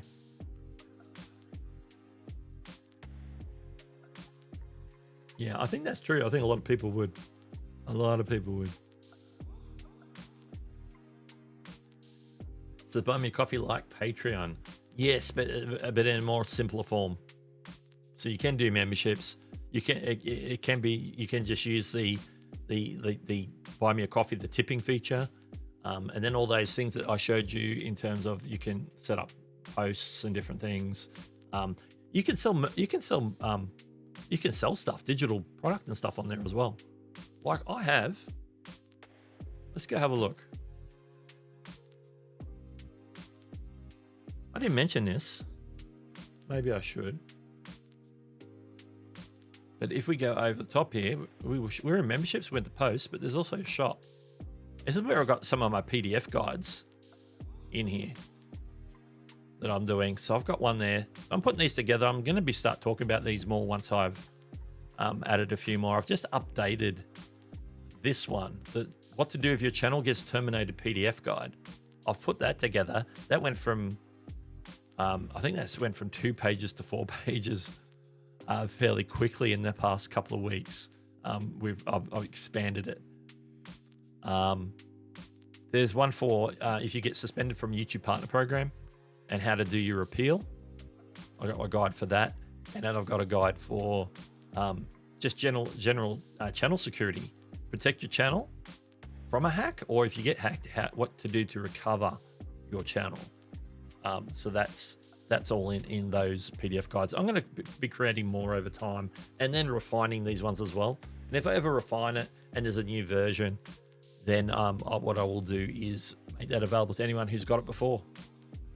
If I can figure out that if that's something I can do easily on Buy Me a Coffee, I think I can, because I can see who's bought what, I think, from what I can tell. But yeah, so Peter goes, I'm going to be filling that out. So yeah, so on Buy Me a Coffee, you can also sell product. I could sell like 30-minute consultations and stuff on here as well and do it through there. But if I do that, I'm going to probably use a different platform through like Google Calendars, Google Meet sort of dealio, where I can actually take a payment for the consultation up front and then get the time booked through Google Calendar. Have the meetings through, if there's a meeting involved, like a call, I can do it through Google Meet, so it's all integrated. So that's gonna be something. Hopefully, we'll get that rolled out sometime in 2026. I won't get it before the end of this year. It's a little bit of work just to for preparation and just to iron out and refine some of the offerings. Let me go back. Let's see. Okay, there's the gift of memberships. Larry says at 24 months I get a balloon. There we go. It's always good to get a balloon. Boom. Boom. Shark Scrapper, I have a problem with YouTube's rapid fire updates. They tell us to focus on the viewer, but then flood us with updates that distract us from concentrating on the viewer. Fair point. Fair point. Yes. I'm the one trying to get my head around it just so I can make content about it. And it's always like, I don't know if I can get my head around it right now. And that's for my viewer. Anyway, but yes, that's just a little bit more meta. But yeah, I understand. Maybe they need to, yeah. You'll find, like when we get to New Year, there'll be a little quiet period, before we sort of ramp back up into 2026. I think you'll find that. Okay, I need to keep scrolling. Everybody's coming in. And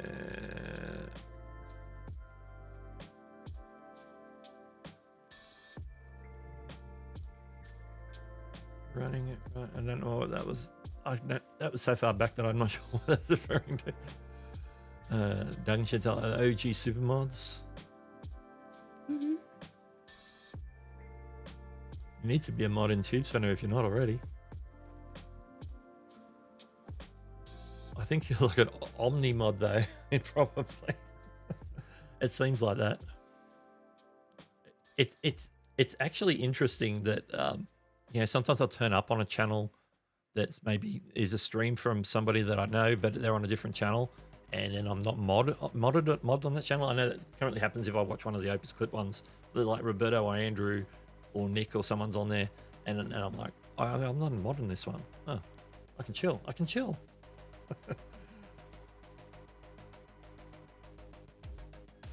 Amen. And we're posting the groups. They're posted, yes. Posting them. Yeah. Having a Facebook account is a prerequisite, as they say.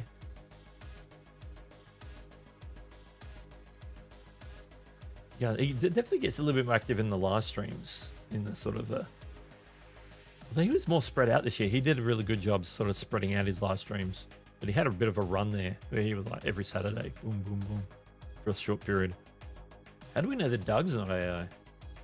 How do you know? How do I know that I'm not AI?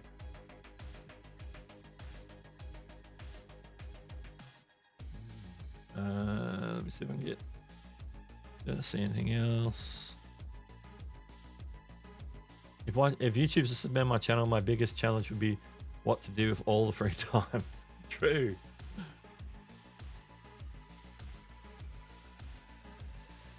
New series coming 2026, the $6 million Doug or the Bionic Doug. Oh no. Not that sort of AI. The rise of the machines. Beanie Draws. Say his name and he shall appear. I didn't say it.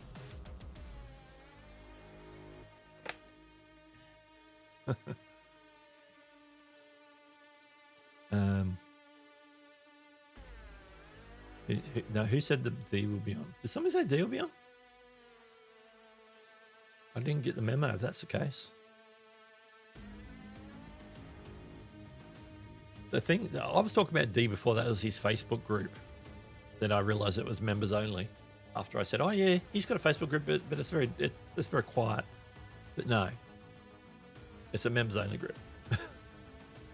Which I'm in, of course, and I'm a mod on, but I haven't been on there so long that I forgot that it was a thing. He said Beanie Draws 3 times. Len Spanish World's here. Welcome, welcome, welcome. Hang on, hang, jumping into Nick's time slot here, even though he's not streaming. True. That is true. We have definitely gone over into Nick's time slot. So yeah, if you've got any more questions for me, that run of questions is pretty good. I like that. Put a queue in front of it. Let me know. We won't go too much longer. We won't go over by too long.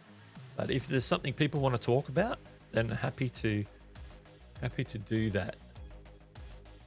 Well, I'm closing a few more tabs in my. I think I should jump back over my live stream here. Yeah, I have not got the updated dashboard for live stream yet, so I can't dual live stream, not get anything else like that. In terms of that, but yes, 10 gifted memberships. So congratulations, everyone who got that. If you got one of those 10 gifted memberships, that's awesome.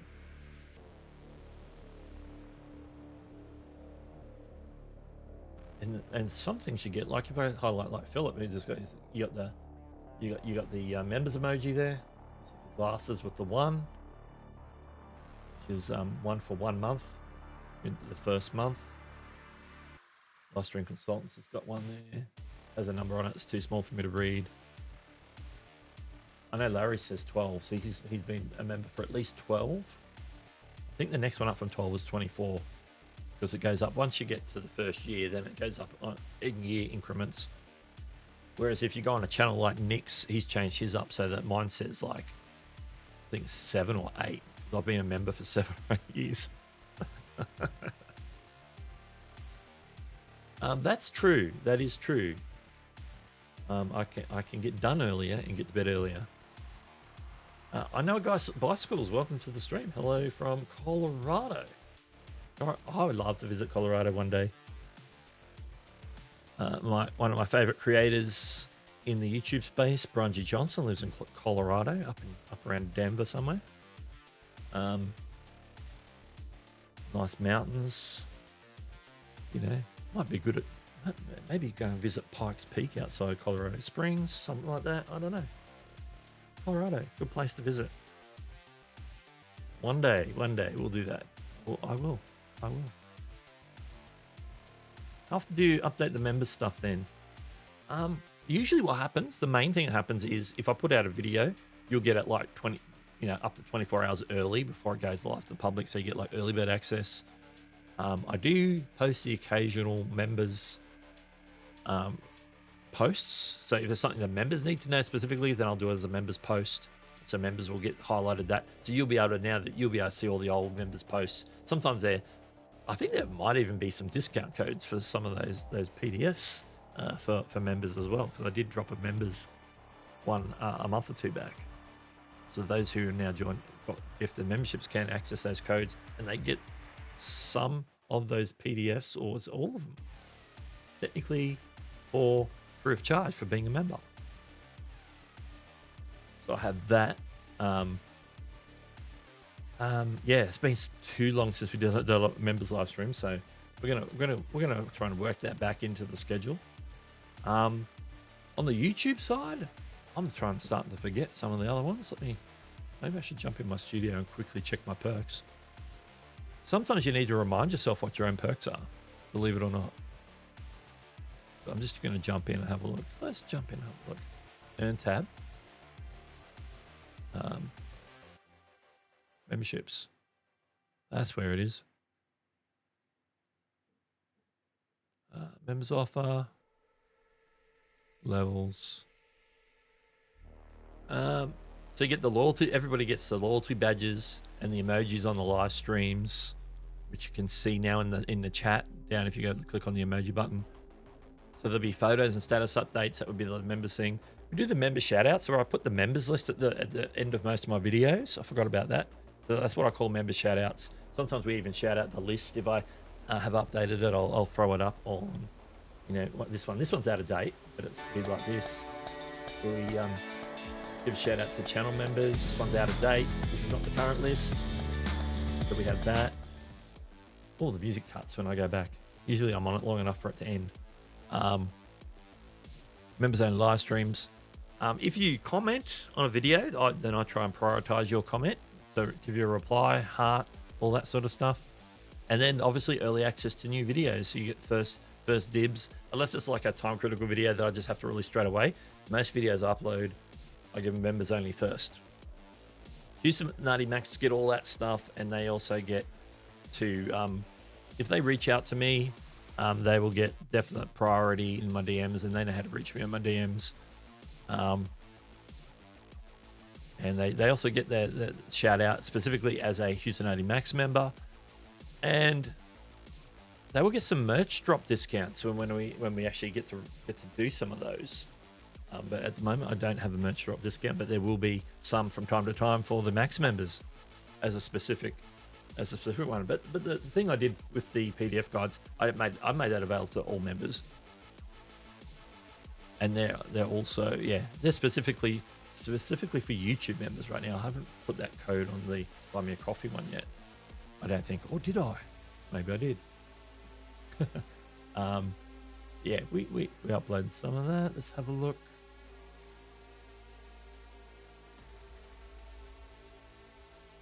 Let me know when you go to Colorado. My son lives in Colorado Springs. There's all the cool spots. Yeah, that'd be cool. I don't know whenever I would get to Colorado. I've been to Dallas a bunch. I've been to LA, been to Vegas, rode between LA and Vegas. Been anywhere else in the US? That's about it. Oh, down the coast from LA, not all the way to San Diego though.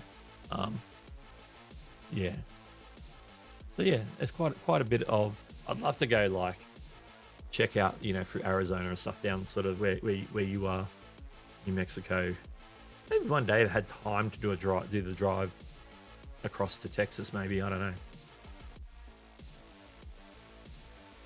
know, but I have done the drive from LA to Vegas and back. Stayed in Vegas for a couple of days. I was in Vegas one year for my birthday. That was pretty cool. I think that was around 2000, and I want to say it was either 2009, 2011, one of those years. I can't remember which.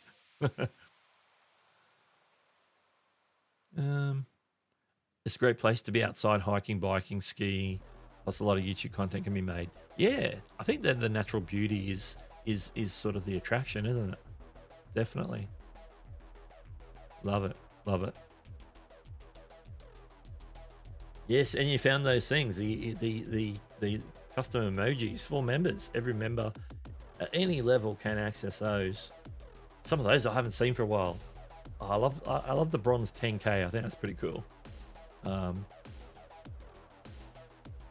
might make a different one. Maybe add when I reach.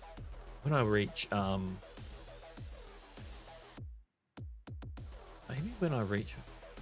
just drawing a blank on actually what my subscriber count is. Oh yeah, I'm 11. So I haven't reached 12 yet. But when I reach 15, maybe I'll drop a 15 in there as an emoji if I've got the room in the emoji stack. Because the number of emojis you can post is strictly proportional to the number of members you have. So if you get a certain amount of members, then they unlock more slots to put them in. But once you drop them in, you get to keep them. So you can get like a lot of members, fill up all your gaps, and if your membership falls back off, then at least you still get to keep your emojis. That's pretty cool.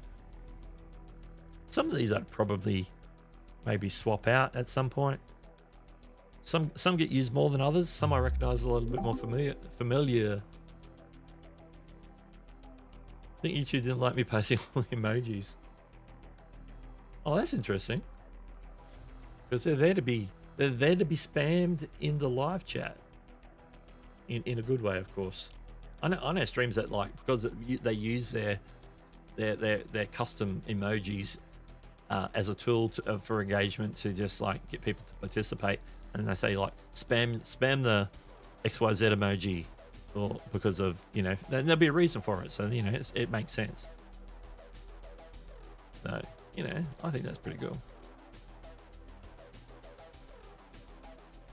Oh yeah, Texas is a big place.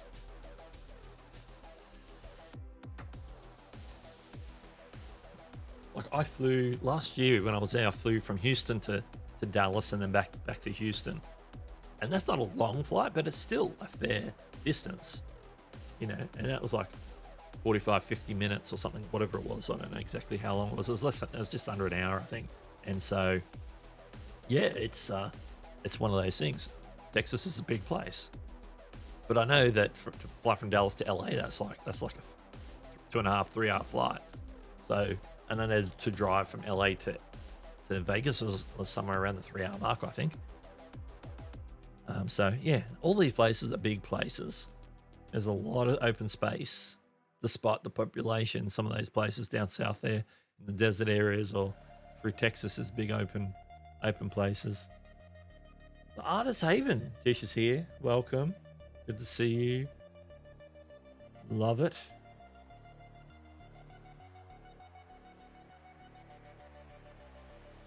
Love it. All right.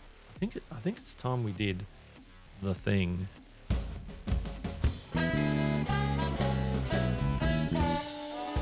It's the last call.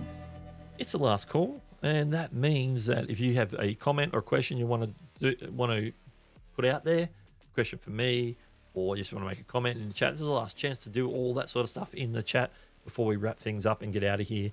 I'm not sending you to Nick Nemmen's stream today because there's no Nick Nemmen's stream, but I will have you sent to the Opus clip if it will let me. I haven't checked to see if they've got that open. I think they might. Let me check. Redirect. That's the word I'm looking for. Yeah, they do. So yeah, we'll be sending it over to the Opus Clip stream, which will be hosted by Andrew Can and including Roberto Blake today, talking about repurposing content. Should be fun. Should be good. And that is at 1 p.m. Eastern. So that's in a few hours. Yeah, that's quite a few hours. That's after lunch, as they say.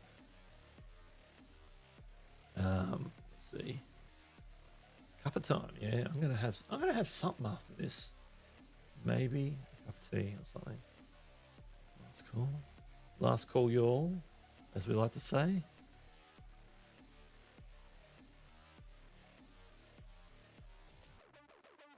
And Shark Scrapper's out of here. Have a good one. Have a great week.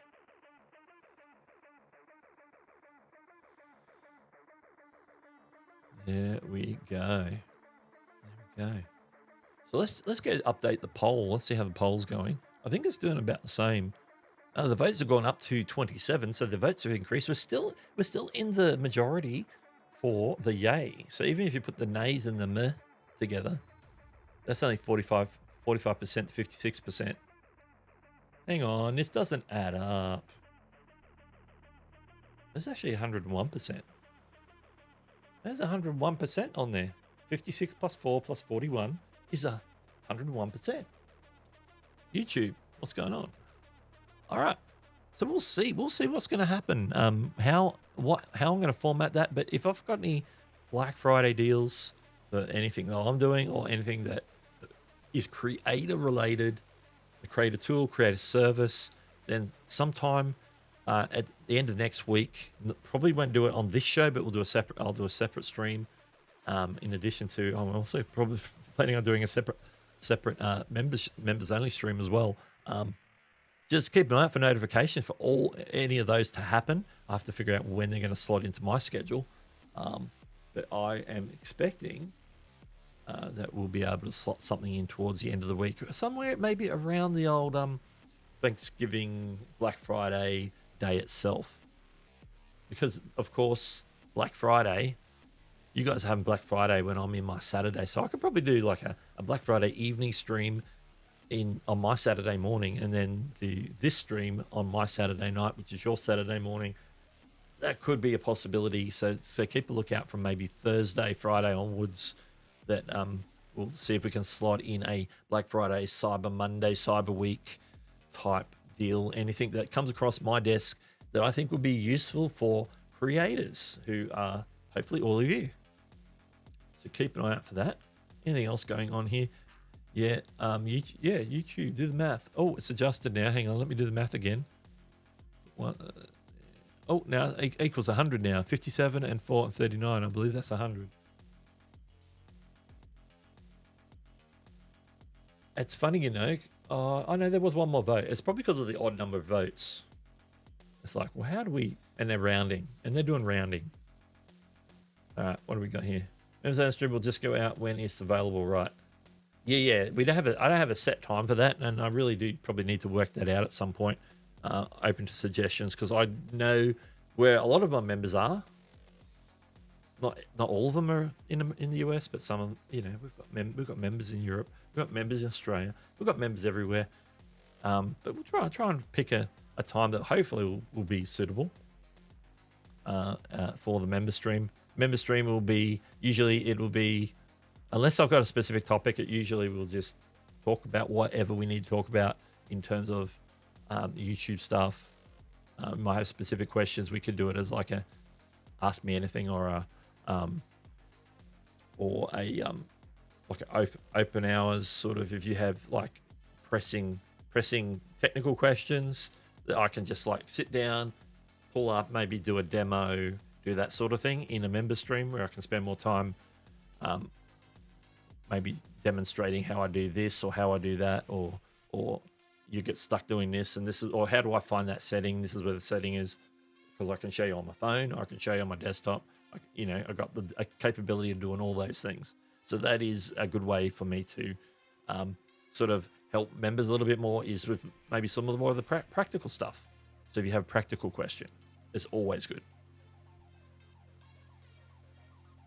I'm looking at getting some kind of new cameras with all the candy supplies I've bought, and I might have to wait until spring Prime days. Yeah. I don't know what Amazon's going to have. The only downside with Amazon for me is a lot of my viewers are in the US, but I'm predominantly seeing like Australian Amazon store, so I have to like go and specifically search out what's happened on the US Amazon store. So that gets a bit tricky for me. So usually when I do the Black Friday sort of deal stuff, I'm usually looking at creator tools and different things like that. I might say, well, you know, Ecamm has a special, or TubeSpanner has a special, or StreamYard has a special, or Opus Clip has a special. You know, whatever their thing is, and I like to talk about those. Sometimes even my creator friends, people like Roberto Blake, Daniel Batal, and that, sometimes they drop some interesting deals on some of their products or services. So sometimes I include those. It might be ones that might even reach out, and I might even tweet some of them to say, hey, let me know in advance if you've got anything going on for Black Friday, Cyber Monday, Cyber Week, for creators, that I can let them know over next weekend when I do my Black Friday stream.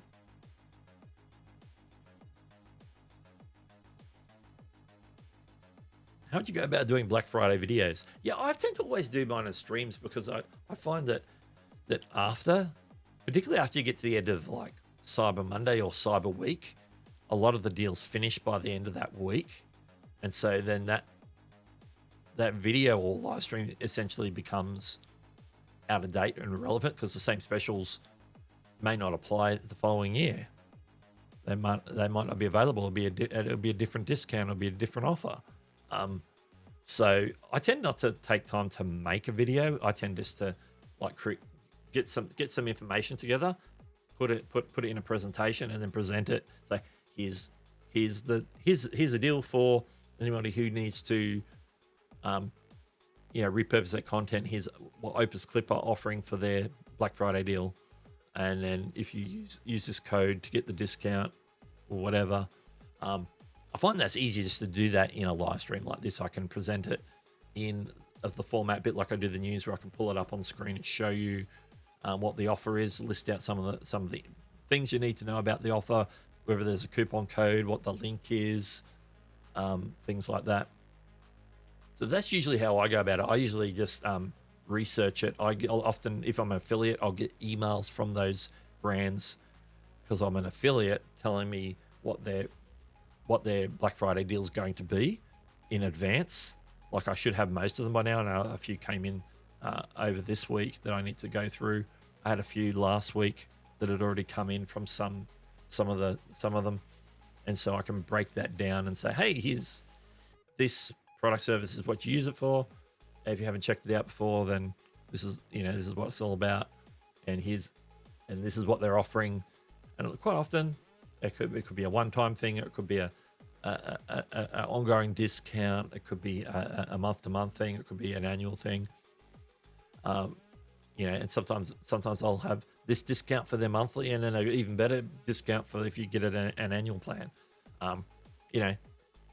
There's a lot of different offerings, so I find it's easier just to collate them all together in advance and then present them all in a live stream. I could do that as a video and just sort of treat it like a live stream, but if I do that, I might as well just do a live stream. So that's sort of just my thoughts on how I do it. In the past, I have tried to look for Amazon deals, but I just don't usually just go down the Amazon path anymore on that. I tend to go with the specific creator tools, because gear's good, but the gear I can get in Australia from Amazon is going to be a different sale price or different deal than what's on the US one and what's on the UK one. It's what's on the Singapore one, whichever Amazon you happen to be on, Canada, Europe. So, yeah. But yeah, I did do that in the past. I did talk about like Amazon deals in the past, like gear in particular, like Rhodes microphones or something like that. Now I'm an affiliate with Rhodes. So if Rode are doing anything, they have their own online store now, so you don't have to get it through Amazon or for a brick and mortar store. You can get it directly from Rode now, and I'm in the Rode affiliate program, so I can technically touch on that stuff, and I will investigate if there's any practical gear from Rode, like these beautiful coloured windsocks for the Rode pod mics, or whatever it might be. I got a bit of Rode stuff here. I got a microphone, the arm. I got my other recording mic is a Rode. I got my Rodecaster Pro here. I've got cables from Rode. I got my headphones from Rode. I got I'm in the Rode ecosystem, so yeah, there could be a bit of gear in there after all. So we'll see.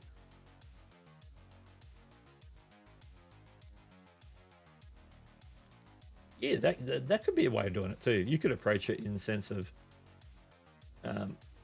products people might enjoy. It just depends on your niche and what makes sense for your viewers.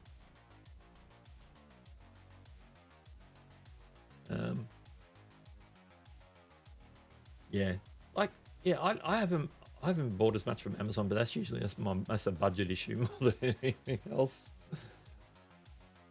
Because I can get some good stuff cheaper than from Amazon than anywhere else.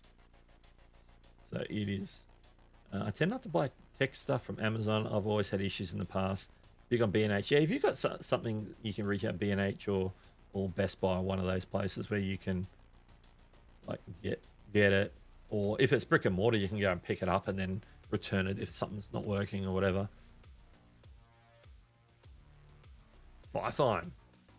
Yeah, I did a video for Firefine, and I had a Firefine microphone in a couple of streams earlier this year that I was using here in place of this Rode Pod mic. I've got it. I'll use it upstairs on my laptop now. I did a microphone review on my Creator Tech Reviews channel. Creator Tech Reviews is a place where I really need to probably leverage some Black Friday stuff. I don't know if I've got the time to leverage all that. Yeah, I'm Team Rode. I'm Team Rode, although I do have that Firefine microphone now, and it's pretty good. It's pretty good. I really enjoyed. I was actually impressed by it. Oh gee, I don't know what model number is it. I could tell you because I did a video on it on my Creator Tech Reviews channel. If I jump to that channel over here, go to my content tab. Firefine K688. It's the one that sort of looks a bit like a Shure SM7B. Hang on. Let me click view on YouTube. Yeah, they say that.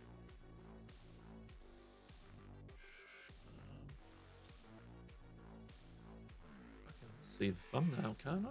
Yeah, I can if I use the little thumbnail. Okay. This is it here. I got slightly more hair.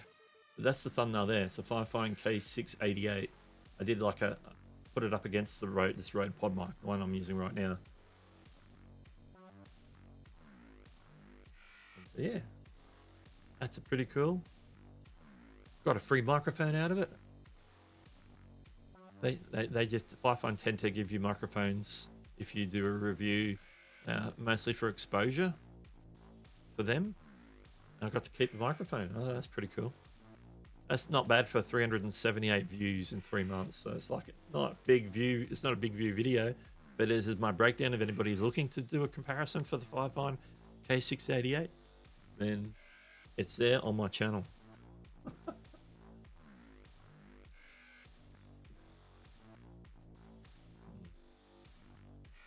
Is Creator Tech Reviews any good?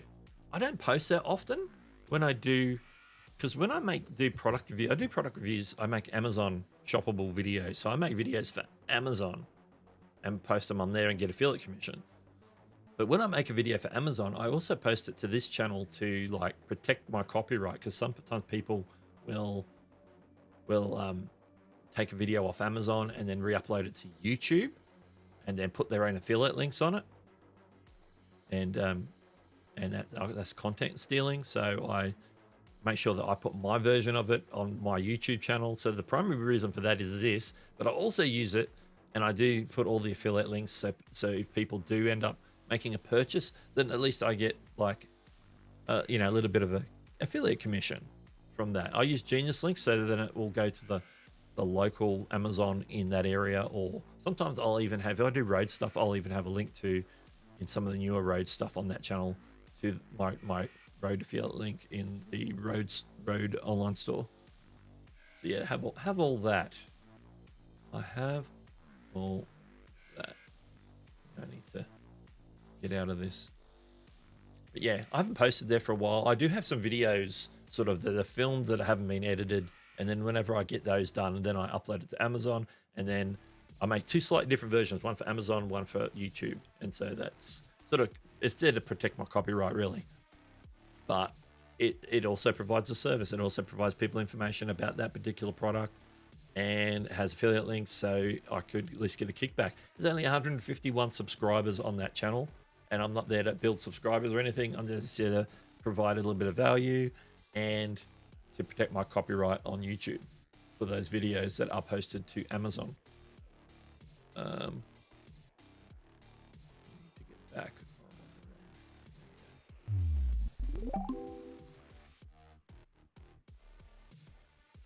So, it's a bit like my mobile channel. I don't post there as often as I post on this channel.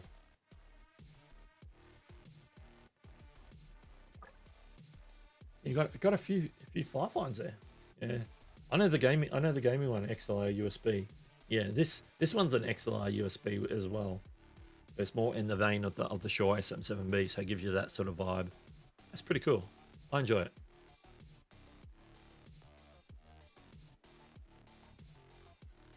Yes, that happens as well. Is Genius Link still a good thing? Yeah, I use Genius Link. I was thinking about it for Amazon links. You can, and apparently you can use Genius Link for stuff other than Amazon. There's a lot of other affiliate programs which you can hook up to it as well. So then if you're seeing a product that may be on Amazon, it's also on B&H, for example, then if you have if you're in all those affiliate programs, then you can link all those up. So there's one link, people can then choose where they want to buy it, and then if they do buy it from there, you get the affiliate commission in any condition, which is the cool thing about the Genius Link.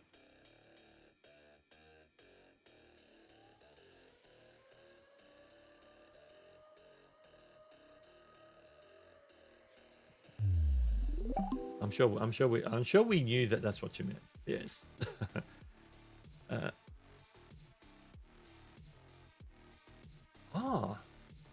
Really? I usually don't have any problem with that. I'll where do I have it handy? So I have like a master Google sheet that has all my links to everything that I have links to in it, affiliate stuff, referral stuff, links to my channels, links to my buy me a coffee, links to all sorts of stuff.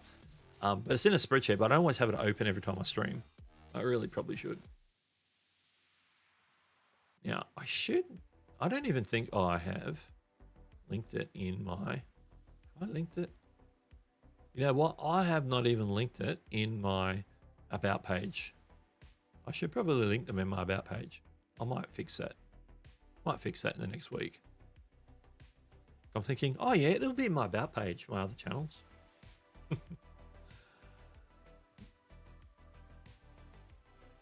The only thing you need for Genius Link is they have their monthly charge, which is really minimal. It's like X number of dollars per month. It just depends on how many clicks you got in a month too. So if you don't get a lot of clicks, then you're paying a minimal amount. Chantel's got it for me. You just have to like sign up for the affiliate program for that country or region. Say if it's Amazon, so US, maybe sign up for Canada, sign up, and then link them to your Genius Link account. And if you have affiliate program of any of the other companies they have as built into their system, a lot of stuff in there. Probably a bunch of US stuff, like definitely B&H and Best Buy and a bunch of others, probably Walmart as well. So if you join those affiliate programs, you can link your affiliate account to Genius Link, so that when you link out stuff, it sends people where they want to go, and then you get that because you have an affiliate account, it attributes that to your affiliate if they make a sale through their checkout. Genius Link is just a directional service. It's just directing people to where they can go buy that product using your affiliate links. So yeah, it's pretty cool.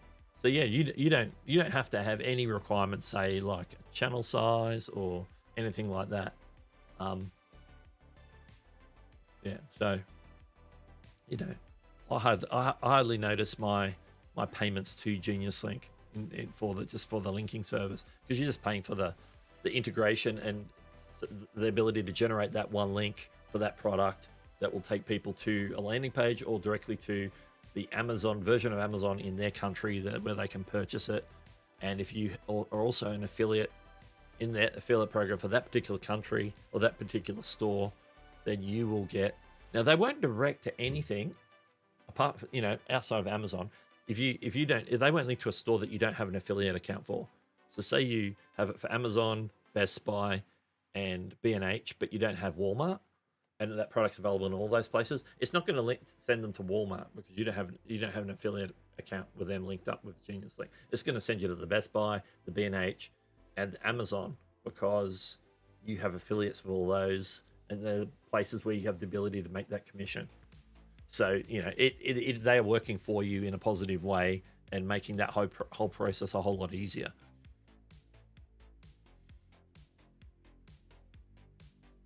Yeah, for sure. Nice. Livestream Consultants is out of here, and I think we're all going to be out of here as well. We've gone a little overtime because of the Lacaniminati. But if you want, you can go away and make a coffee. If you stick around, you'll end up in the pre-stream chat of the Opus Cliff show with Andrew Can and Roberto Blake coming up at 1 p.m. Eastern today. So you could go away and do some things and come back later, or you can just get out of here and remember to come back. Go click the reminder button before you leave if you want to come back for that when it starts. Very simple indeed. I want to thank everyone for joining me today. Thank you to the mods. Thank you to Tube Spanner for dropping the gifted, and Eileen Smith who dropped the gifted as well. Thank you so much and appreciate you. And until next week, I will say goodbye to the last call, and I will catch you later. If I can click the button.